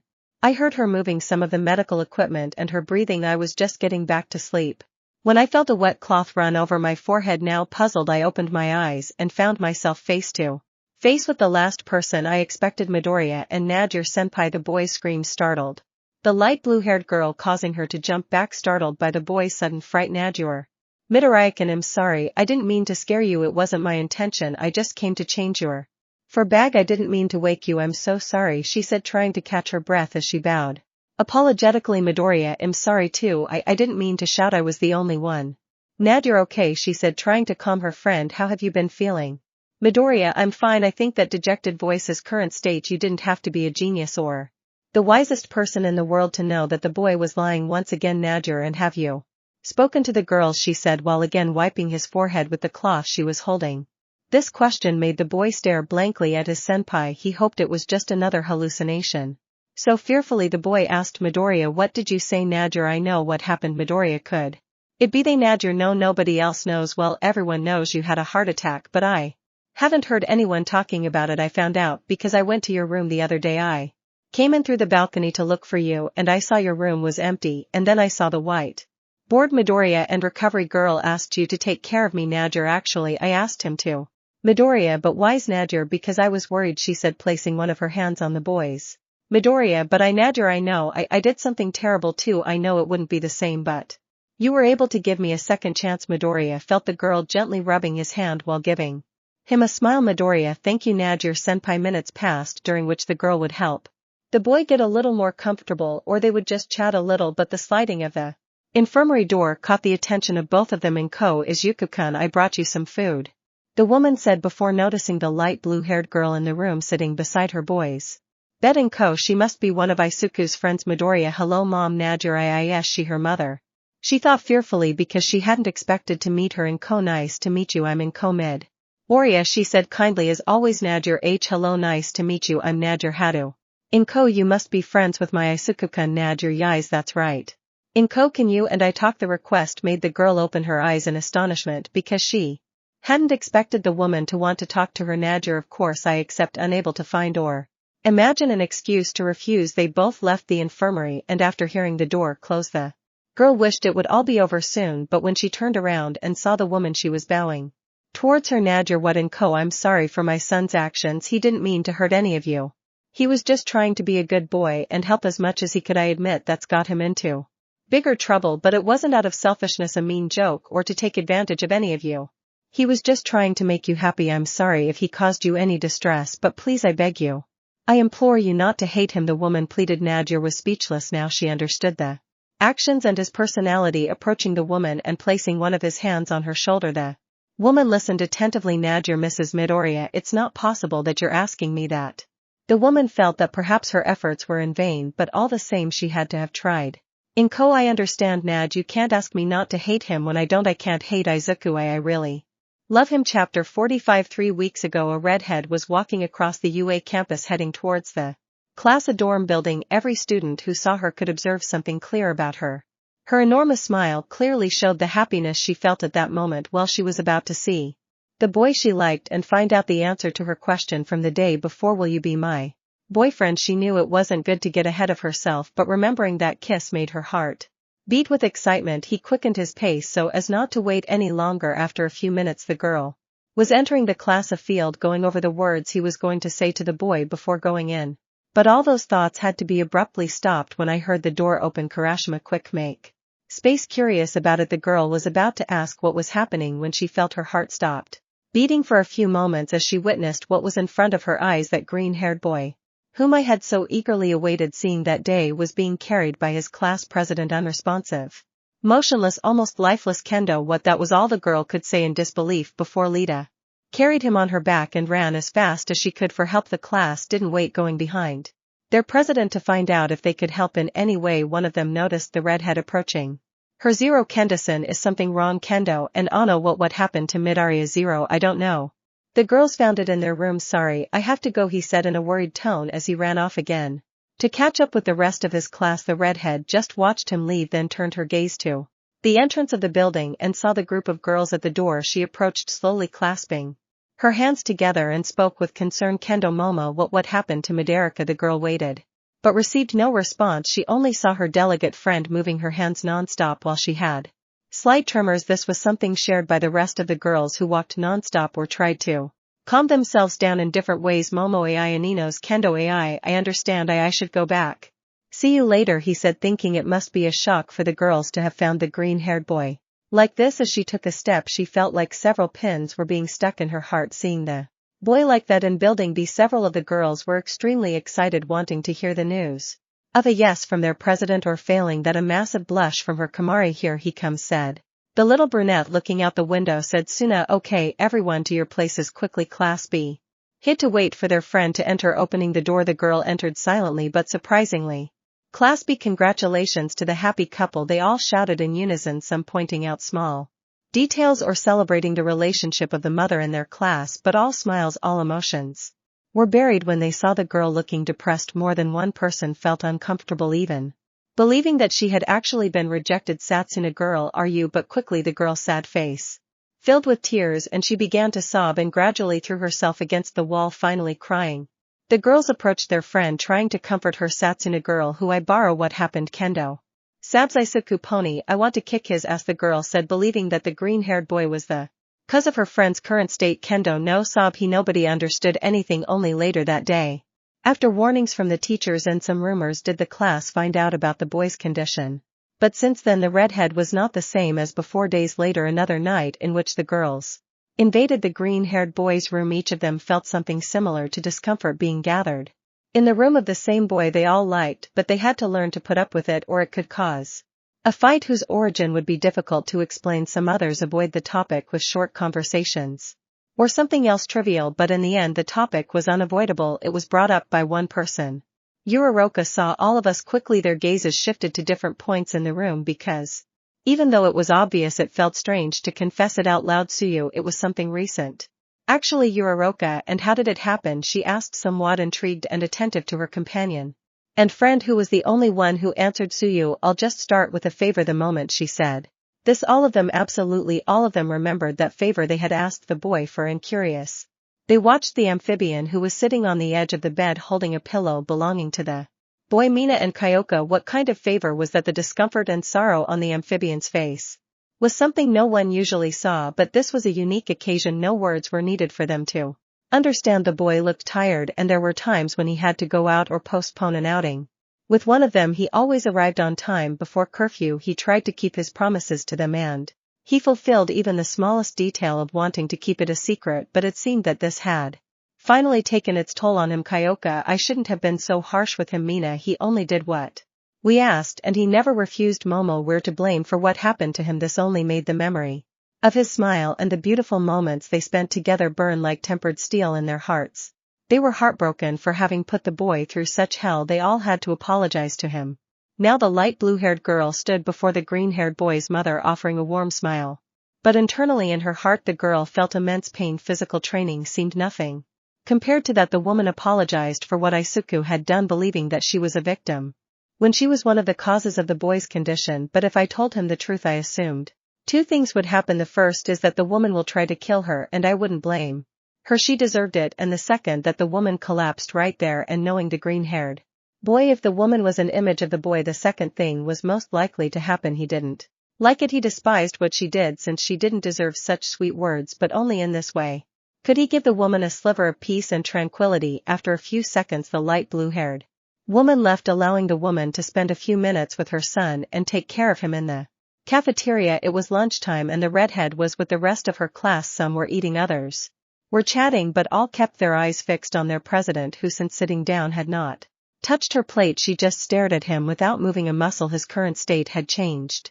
He didn't usually chat with anyone unless it was strictly necessary, and she wasn't the only one, because since that incident the girls in class had also acted differently, which was noticed by their own classmates. Kendo was noticeably surprised by this reaction, but she couldn't give it enough importance because the boy's thoughts occupied the space. Said sooner Kendo-san, hey, the guys and I were chatting and we were wondering if you'd like to join us this afternoon. We were thinking of going for a walk and stuff. But the girl didn't look at her friend, she just shook her head from side to side in a clear no. Satsuna, oh okay, maybe later, she said, simply returning to her seat with her lunch. The orange-haired girl just let out a soft sigh before turning her attention back to the plate in front of her. Everyone was worried about their president. She was the sunshine of their class, the one who motivated them to improve and keep going. Seeing her in that state, it affected them all, and if it affected them they couldn't imagine how the girl herself must be. Pony, poor Itsuka, she said in a sad voice. Yui, I wish there was something we could do to help her. Ibara, yes, but what all her class wanted was for the girl to be happy. She had been going to look after the boy every now and then. If it were up to her she would have wanted to be there all day, but at recovery Girls request it could only be for a few hours. It wasn't much, but it gave her the small feeling of doing something. Then a sound in her pocket accompanied by a slight vibration pulled her out.